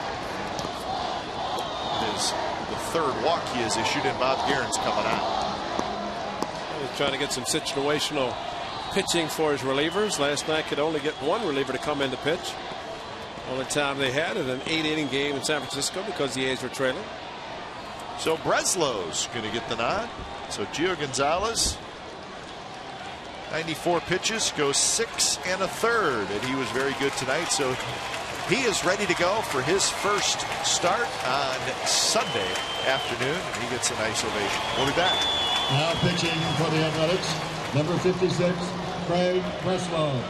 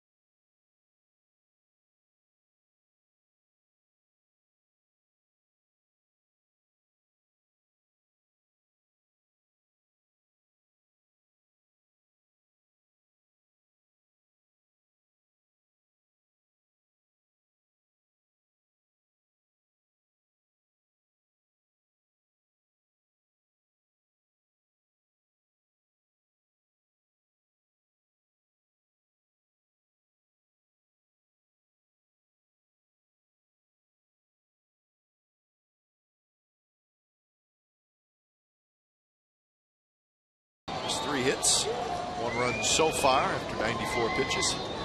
And now it's Breslow to face Belt, lefty on lefty, with DeRosa at first. And Belt lines one to left center field, and that's a base hit. So Brandon Belt does not wait around. He has a base hit off Breslow. Hit number 4 for the Giants. 2 on and 1 out for Sandoval. Fastball right over the top, and Belt, good job going opposite field with the pitch.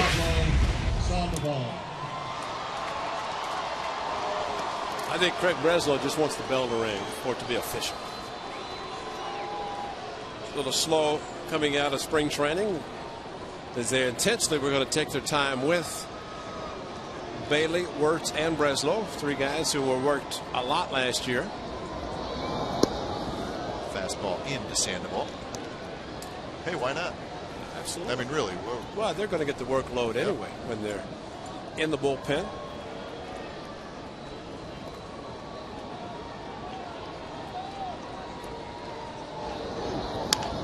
Bounce to short. See if the A's can turn it. LaRoche, Sogard, and his throw is wild, and that's going to allow the go-ahead run to score. It hit the runner.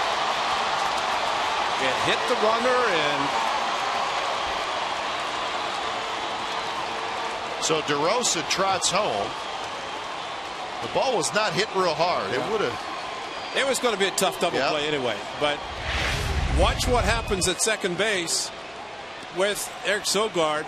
The runner's there.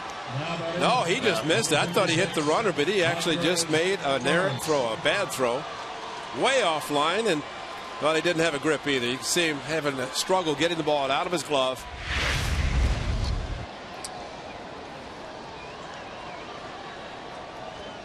See, that's the time where it's better just to eat it, not even try to throw. When you try to rush, you look at the way the ball's hit, not hit hard, tough to double up.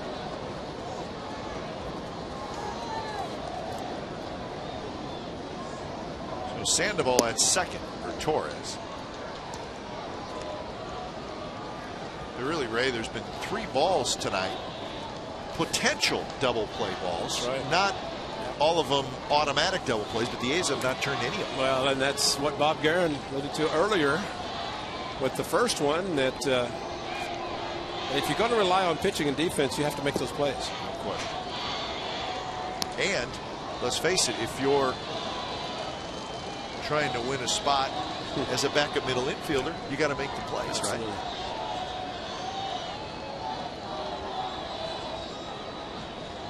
To Torres is right there at the knees, 3-1. Mike Fontenot, a left-handed hitter, is in the on-deck circle. Adam Rosales will start the season on the disabled list.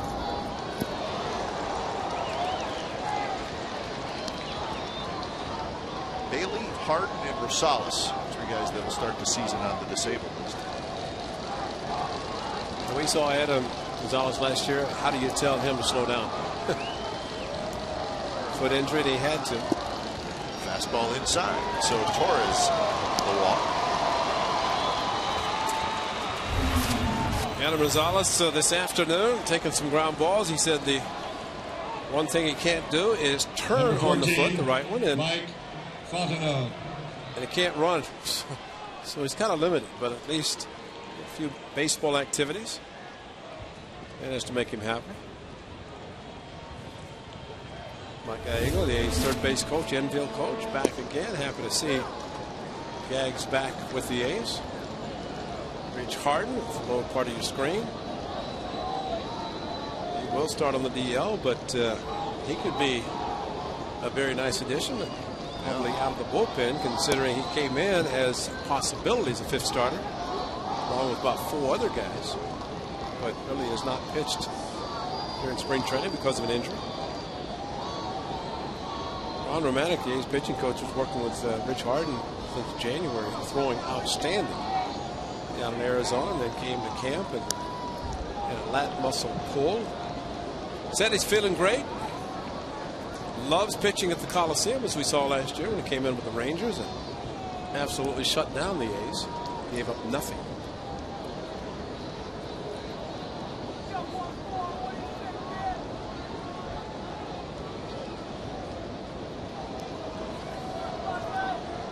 1-2 to Fontenot. Just missed, but a good pitch by Breslau. 2-2. First at bat for Fontenot in the game as he takes over for Sanchez at second base. Outfield shaded just a little bit toward left. Big gap in right center. That was line left center. That's a base hit. Sandoval digging around third. He's going to come in and he's going to score. In a rundown is going to be Torres, and he will be tagged out. But it is an RBI single for Fontenot, so the Giants score a pair in the top of the seventh. Seventh inning stretch. It's 3-1 San Francisco.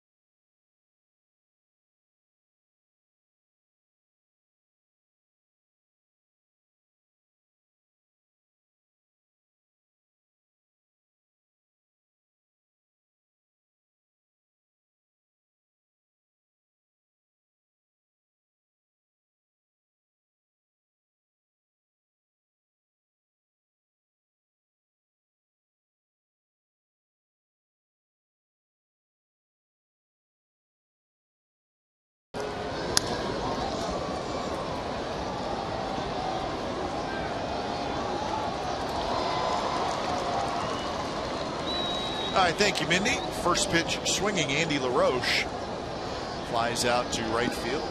Rowan takes care of it. So LaRoche 1 for 3. Now batting, the fly out. Number 28, Connor Jackson. And that'll bring up Connor Jackson.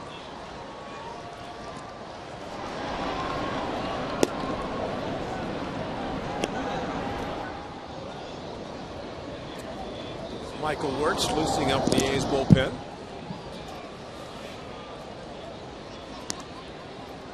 And in San Francisco last night, Brett Anderson went the 7 innings, an outstanding job. And only Brian Fuentes got in the game, which they had hoped to. And in fact, Grant Balfour came back on the bus last night. And I said, "What are you doing?" He said, "Well, I was trying to get in the game." He was still dressed. I was trying. He's going to be a great addition. He and Fuentes, 2 very good new relievers for the A's. So Balfour with the Tampa Bay Rays and his aggressiveness out of the bullpen. It's going to be fun to watch. And some guys that fired up, aggressive style is a little bit of an act. Not with Grant Balfour. No, he's for real. Jackson with a base hit through the left side against Ramon Ramirez. So there's the Aussie right there, Grant Balfour. And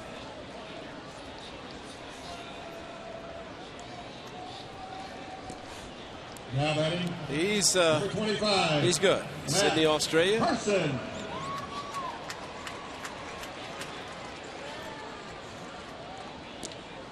yeah, you know what?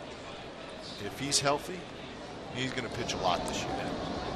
Well, I tell you, that's good. When we had the nice function down at the Princess in Scottsdale and the Comcast Sportsnet California function, had sponsors there, and Grant Balfour and Kevin Kuzminoff spent the evening, answered questions, a little Q&A along with skipper Bob Geren. A very nice event. Really, all they had to do is they were supposed to be there a half hour. Stay for the reception. They stayed for the evening. They were great. They were outstanding. And they both enjoyed it. Talking to them afterwards. They really enjoyed being there. And we all just wanted to hear Grout Balfour speak that Australian accent. It's great. And once he started talking, not only was the accent great, but he was really interesting. Oh, he was, yes. There he is, 2-year contract. He, along with Brian Fuentes, signing free agent contracts. And again, I think Brian Fuentes said it best. When you're a free agent, you can take your pick because everybody's looking for relievers, good relievers, especially as capable of closing, and they both opted to sign here. It says a lot about the organization and where those pitchers feel the club is going. And it was a pretty lucrative market for relief pitchers this year. Yeah. Some guys are getting 3-year contracts. Yeah, some former closers were getting a lot of money as the setup guy. Yeah. And then Soriano going to the Yankees too. But how about his contract? An opt-out. Yeah, opt-out after the first year, right? Yeah. Well, get paid closer money to be a setup guy. I'm not opting anywhere. Heck no. I'm going to opt to stay. Cash my check. That's right. 2-2 to Carson with Sogard waiting in the on-deck circle. Start looking at the Yankees, kind of think back to when Rivera set up John Wetland. Won a World Series. Yeah. Wayne Ward and Henke and Toronto, and you get and the A's really with the strong bullpen. And say when Andrew Bailey comes back and you're looking at a 6-inning game and you go to the bullpen that's very strong, and the A's have that type of bullpen. But in the case of the Yankees this year with Soriano setting up Rivera, if he can go 2 innings, it might be definitely a 6-inning game there. Don't you think it's almost a must now? If you're going to be a really, really good team, you have to have a really good bullpen. Yes, you do. Not just a good closer. Yeah. Got a high fastball. Bruce Bochy once again going to his bullpen. Both managers doing a little situational managing, similar to what they would be doing during the season. So it's going to be the lefty Dan Runzler coming in to face Sogard. Lefty on lefty when we come back.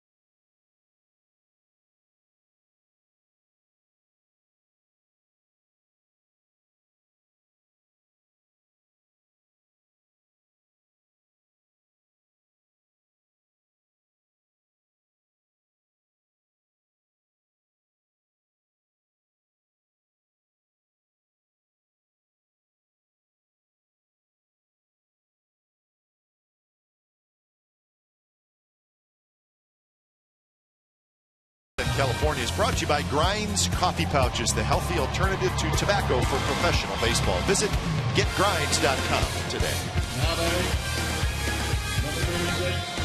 Eric So Sogard. indeed, a little situational baseball being played with the lefty Dan Runzler coming in to face the left-handed hitting Sogard. First pitch is a fastball right down the middle for a strike. Connor Jackson with the 1-out single. Carson struck out, so 2 outs here in the bottom of the 7th.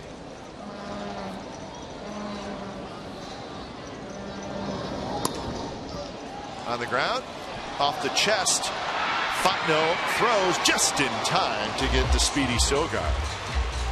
So Runzler inside of the jam. A's do not score. Still 3-1 as we head to the 8th.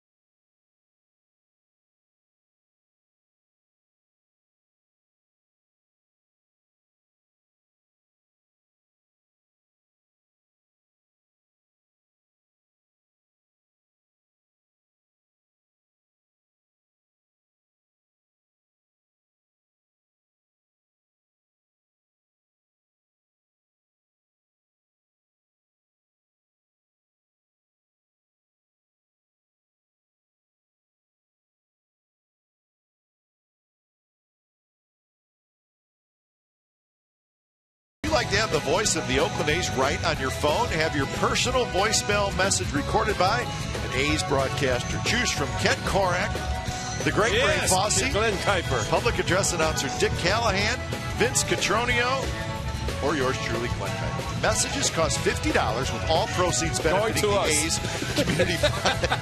For more information, visit OaklandAthletics.com. Tips are accepted. No, I'm just joking.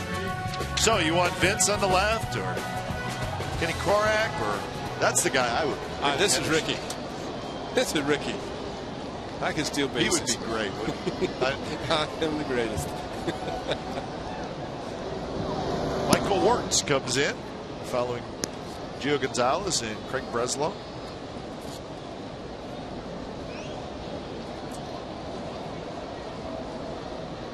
One and 0 to Aaron Rhodes. Swing and a miss. 1-1.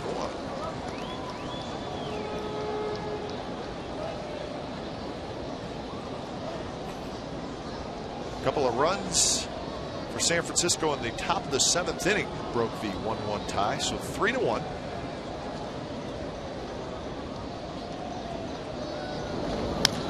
That one rolled foul. 1-2. So Michael Wirtz, like Craig Breslow, did not pitch a lot early in spring. This is his 6th appearance. So he should be ready to go on Friday night.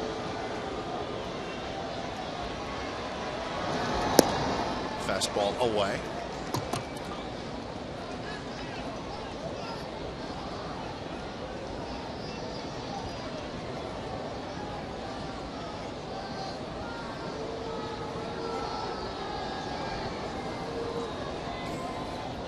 Brandon McCarthy in the middle, the 5th starter for the A's. Pitched terrific this spring.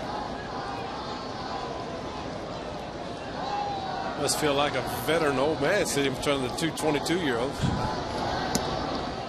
Swing and a miss. Rowan chased a pitch a little bit up in the strike zone. Wirtz will take it, and that's a strikeout. That's good for Brandon McCarthy. And of course, came in with 1 of 5 and pitched great baseball in Arizona. A slider that stayed up, but the off-speed part of it helped Michael Wirtz get the strikeout.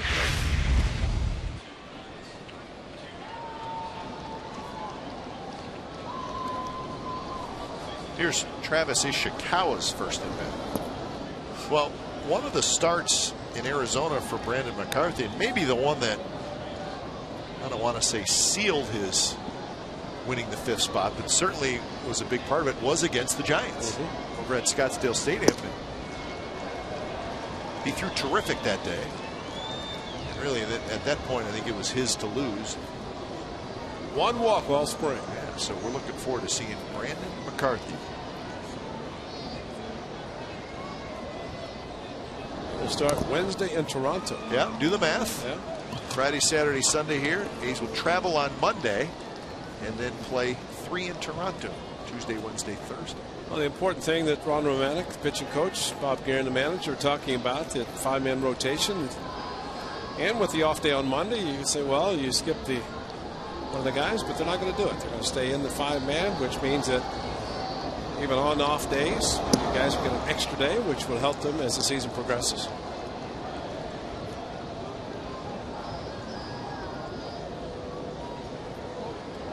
Two and 2 to Ishikawa.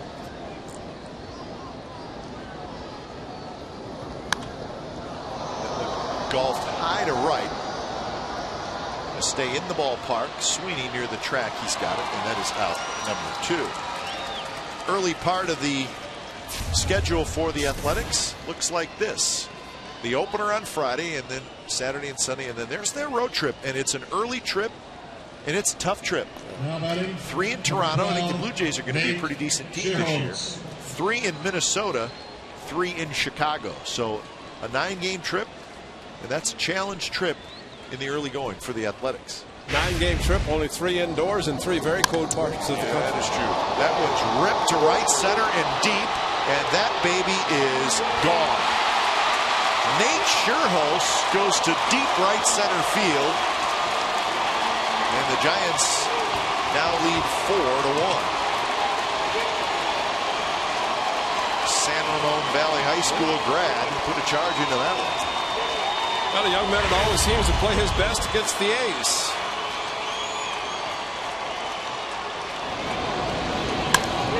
Nice sound off the bat, and he was running like he thought he may have the inside the park home run, which he didn't have to do against the A's. But this one just barely cleared the jagged edge, the Xfinity sign in right center.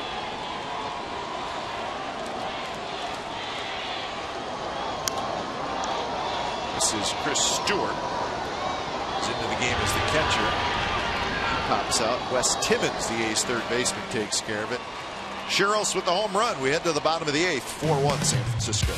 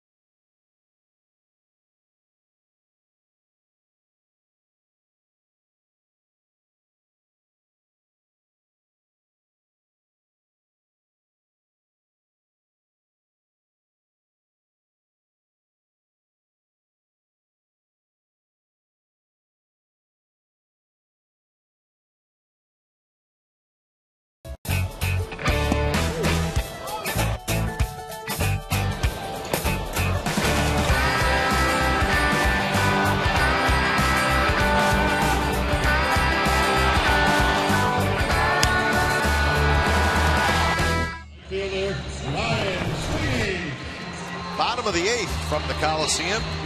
Giants 4, A's 1. So a little work to do for the Athletics as they will have Ryan Sweeney leading it off. Dan Runzler back to the mound. Fastball down around the knees for a strike.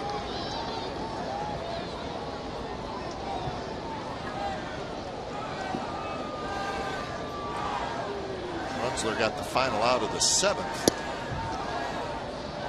And Sogard on a ground out to short.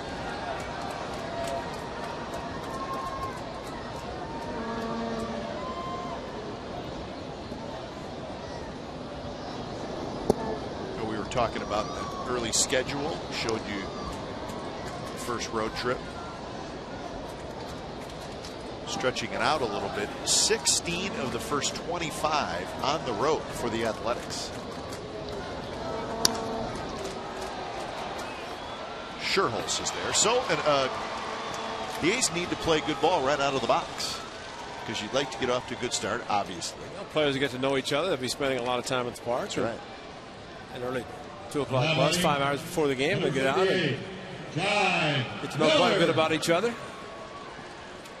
But after that road trip, you come home and play Detroit for 4, Boston for 2, and then you're back out on the road for 7. And that's the 16 of the first 25 on the road. And you could look in May and June, July and August, September. They're tough teams. Every team you play is tough. There's no easy team. And that's why the grind of the 162, and you win, you're doing something, because no question you're having to beat the best teams. But it's fun for the fans to come out and create your own new hats, caps. And it's a new one. Chad Miller is the hitter. He's in the game in left field. I think we're sitting here end of September saying the season's about to come to an end, and A's were eliminated here by the Rangers. Next thing you know, we're sitting here saying, hey, another season's beginning. It seems like it was just 6 months ago that we were saying that. Can't wait to go to spring training. And then I was talking to my brother about spring training. He made a great point. He said, you know, you cannot wait for spring training to start, and you cannot wait for it to end. That's right. And it's true, because, you know, you're excited. Game start, you see the team, this and that. And that's just me talking. I can imagine how the players feel. Well, the best thing about tomorrow, and actually this series, for the coaching staff, get back to some normalcy. Yeah, ain't that the truth? Not have to worry about it.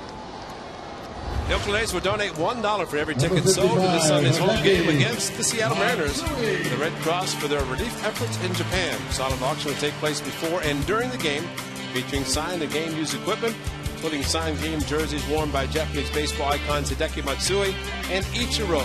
Visit OaklandAthletics.com to purchase tickets to the game and make a tax-deductible donation to the A's Community Fund, with 100% of those proceeds going to the Red Cross.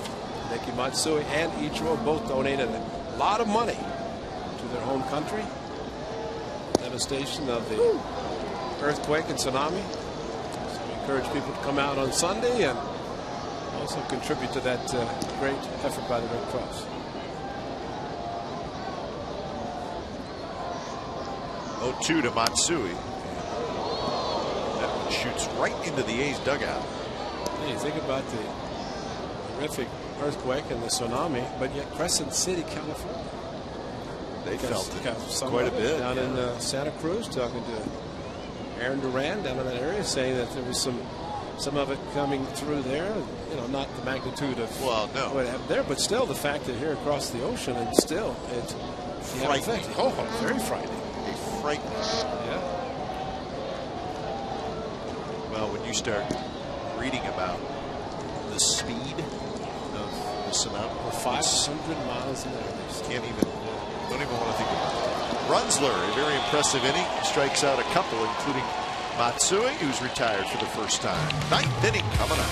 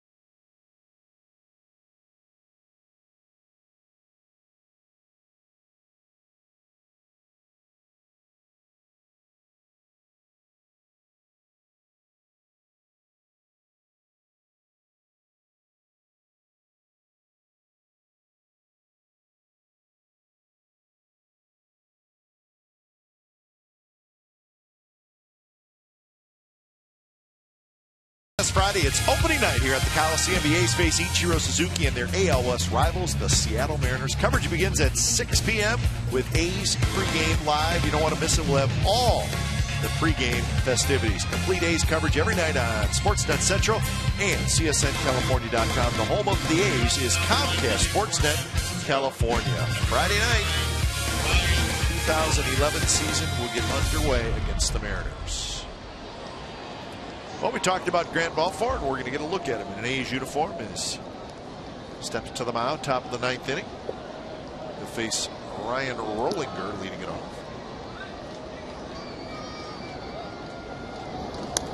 Rollinger goes after the first pitch. So the A's and the Mariners, we mentioned the Angels will open on Thursday at Kansas City. The Texas Rangers will open at home against the Boston Red Sox. That'll be on Friday. So Texas opens at home. Pretty good series to start the season, the Rangers and the Red Sox.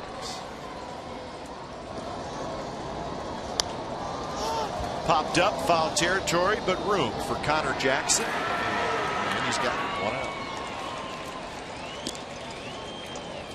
Three very good fastballs thrown by Grant Balfour on the low 90s. Now batting, number 9, Brandon. See, Belt. I don't care what anybody says. I'm going to scoreboard watch starting Friday night. Friday night. Rangers and Angels. Yeah. What about Thursday? Well, when the A's are playing, scoreboard watching from the get-go. Oh, that's right, because Thursday not playing, so you're not going to be watching anything on Thursday night except Jack, right? Chasing him around. Doing my Mariners homework right now. Yeah, you do your Friday night because we're here. You're going to have the out-of-town scoreboard. You can watch the scoreboard there. I'm telling you, scoreboard watching all the way through September. 1-1 to Brandon Belt, who is 1 for 2 with a walk, a strikeout, and a single.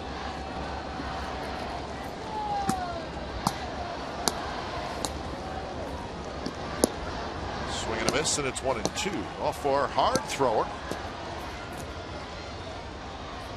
Well, as I mentioned, very rare for a relief pitcher to have 4 quality pitches, which Grant Balfour does. He's got very good fastball and a curve, slider, and changeup to go along with it, with the fastball.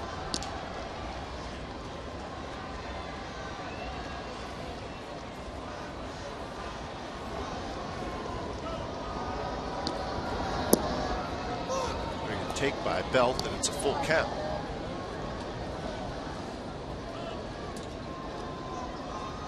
Sandoval will be next.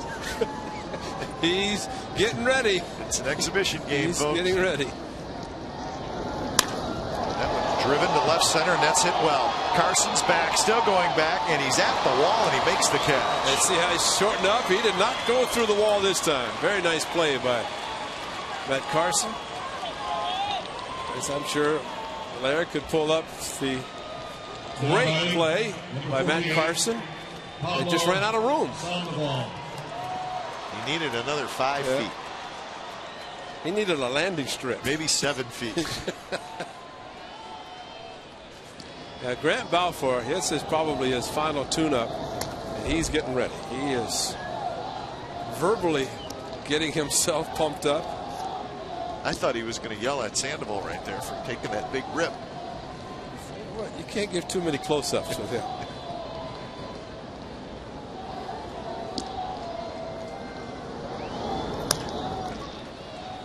Jackson has it, and Balfour's going to have a 3-up, 3-down inning. Work to do for the A's as we head to the bottom of the 9th inning. It's the Giants 4 and the A's 1.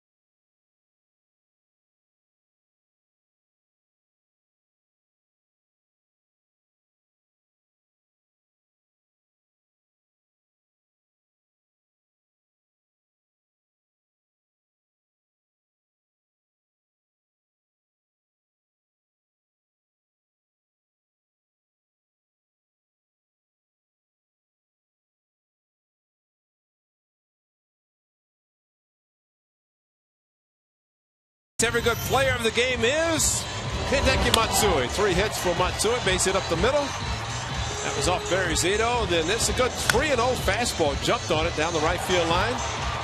Another base hit. And then Matsui with a solid base hit on first pitch fastball to right center. So Matsui, a tough Arizona portion of spring training, but tonight, this last night, pitched hit, was not able to be DH. Although tomorrow, supposedly, they will allow the A's to use the DH. Madison Bumgarner is the pitcher, so Hideki Matsui should be able to start that game as the DH. Guillermo Mota is going to pitch the 9th for the Giants. He'll face Powell, Timmons, and Andy LaRoche.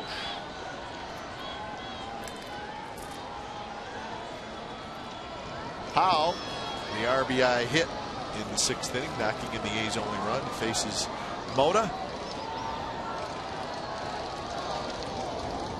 The first pitch is a strike. Mota's been around a long time.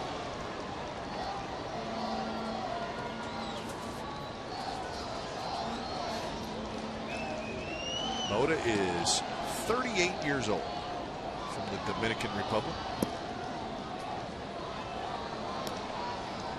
12th year in the big leagues, and still throws pretty hard.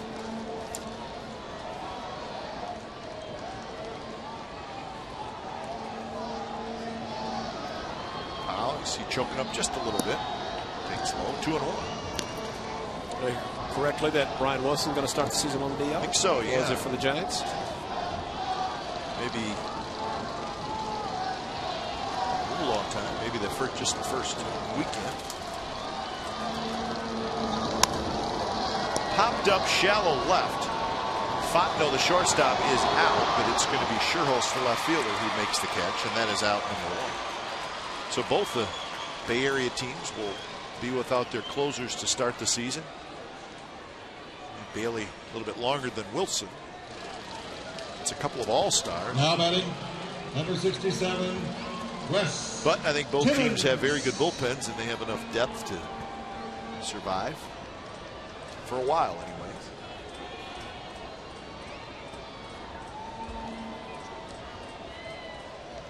Here's Wes Timmons, and he takes a strike.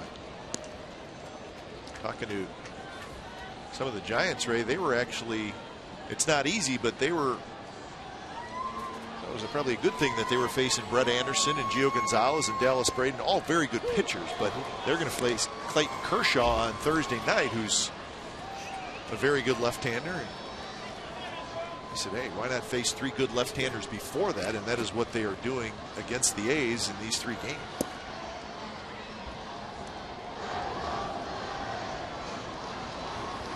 Wes Timmons in at third base, behind in the count 1-2.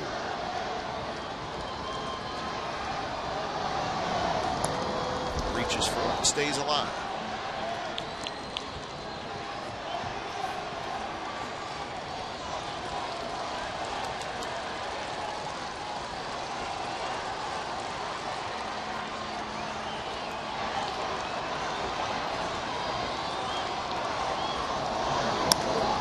Drive into the glove of Mike Fontenot, who jumped just a little bit. A hard hit ball by Timmons.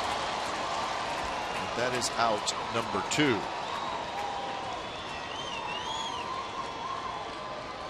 So Andy LaRoche is the final hope for the Athletics. Andy LaRoche. LaRoche playing the full 9 innings tonight. Certainly want to thank Bob Geren, who joined us earlier in the game. Also Trevor Cahill, Brian Fuentes. Always fun talking to the guys, which we can do during the exhibition season. We are ready to go for the regular season and looking very much toward Friday night.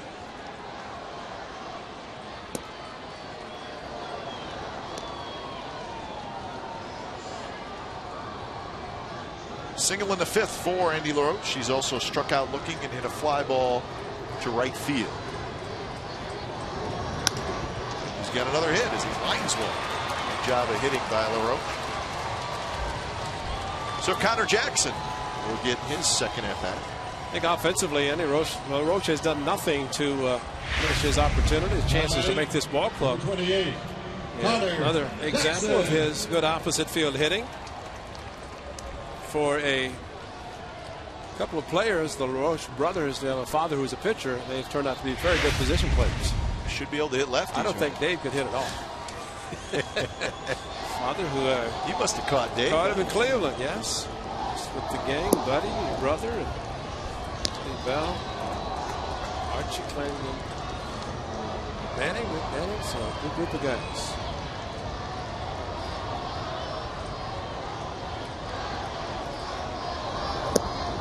Just a bit off the plate, and it's 2-0 to Connor Jackson. If Jackson can get aboard, the A's would get the tying run to the plate, and that would be Matt Carson.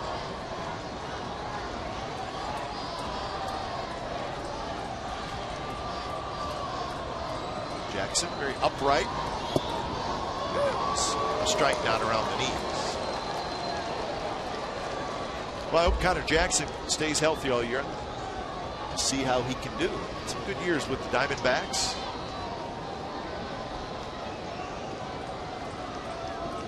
He's going to college. So Tyson Ross trying to this club as a reliever has had a very good spring pitching in the rotation, or at least as a starter, but as he did last year, he might start the season in the bullpen. Roach to second base, and now a hitter's count for Jackson. And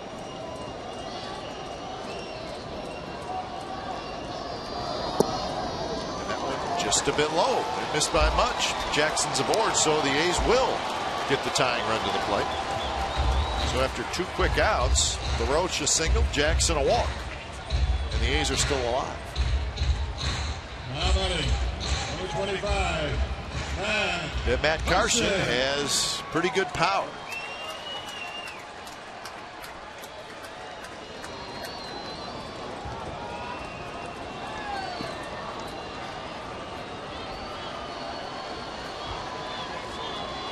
There are your runners, Roach and Jackson. Field straight away, and the pitch is outside. Sogard is on deck. A left-handed hitter, and Jeremy Affeldt, the lefty, is in the bullpen.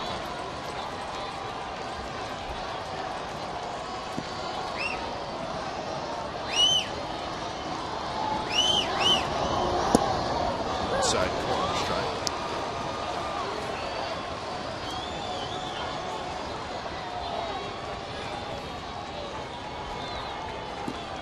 So Mona's getting a pretty good workout here in the 9th inning.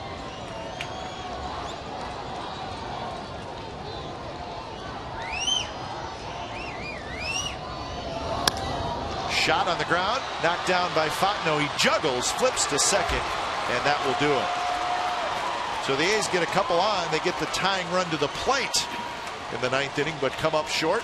So the Giants win the second game of this 3-game exhibition series by a final score of 4-1. So Gio Gonzalez pitched pretty well. Gio threw over 90 pitches, 6 1/3. The A's will wrap up this exhibition schedule tomorrow with the day game over in San Francisco. But tonight, pitching pretty good again. Defense a little shaky tonight. And this is a team that prides itself on good defense. And it's a team that has to have good defense. But I thought that was probably a little bit of an issue tonight, especially in the middle infield. Exactly. And I think Bob Geren would be very pleased, as same with Ron Romantic, to have seen Brett Anderson pitch well last night for 7 innings. Gio Gonzalez, a solid performance tonight. And you know, still the A's have not had the everyday defense out there, and Mark Ellis had the night off tonight. Last night's Coos, so trying to see who they're going to pick as that extra guy, and so guys getting days off, rest a little bit, and a day game after a night game tomorrow. But I think right now the most critical part, pitching, and that's what we've seen the last 2 nights, or last night and tonight. Very good starting pitching from the 2 guys that we're going to be seeing quite a lot this year. 7 hits tonight, A's, for the A's, Ray. So not a lot of offense, but Hideki Matsui hit the ball hard 3 times against the lefty. He was 3 for 4. And let's face it, I think of all the guys the A's picked up, Hideki Matsui, an RBI guy, he may not drive in 110, but he needs to drive in 80 to 90, I think, for the A's to be a good offensive team. Well, I think for him, we've seen him not have a particularly great Arizona portion of spring training, but tonight performed very well. But also last year got off to a slow start with the Angels, but in the second half picked it up. Had a tremendous second half. He's 7 home runs away from the magical number 500 combined with Japanese baseball in U.S., so that's something they're looking forward to. He and the Japanese media traveling, supporting him and following him. But I think he's going to be a great addition, as the case with David DeJesus and Josh Bullingham. And it sets the lineup up perfectly, 1 through 9. It's going to be a very good lineup, and no doubt the pitching and the bullpen, as well as the defense, is going to be all good. And we're looking forward to Friday night right here on Comcast Sportsnet California. If you can't come out and watch everything in live, in person here at the Coliseum, should be a fun season. So once again, the final score tonight, the second exhibition game between these two Bay Area rivals. It's the Giants over the Athletics by a final score of 4-1. Remember, if you missed the game or you want to watch it again, go to Comcast Channel 1 and select Sports and Fitness, and then Comcast Sportsnet California for A's on demand. Tune in Friday, 6 o'clock. The A's open up the season right here at home versus the Mariners. For my broadcast partner, Ray Fossey, our producer, Delaire Lewars, and director, Tom Anza, I'm Glenn Kuiper saying so long from the Coliseum. Once again, the final score tonight, Giants 4 and the A's 1.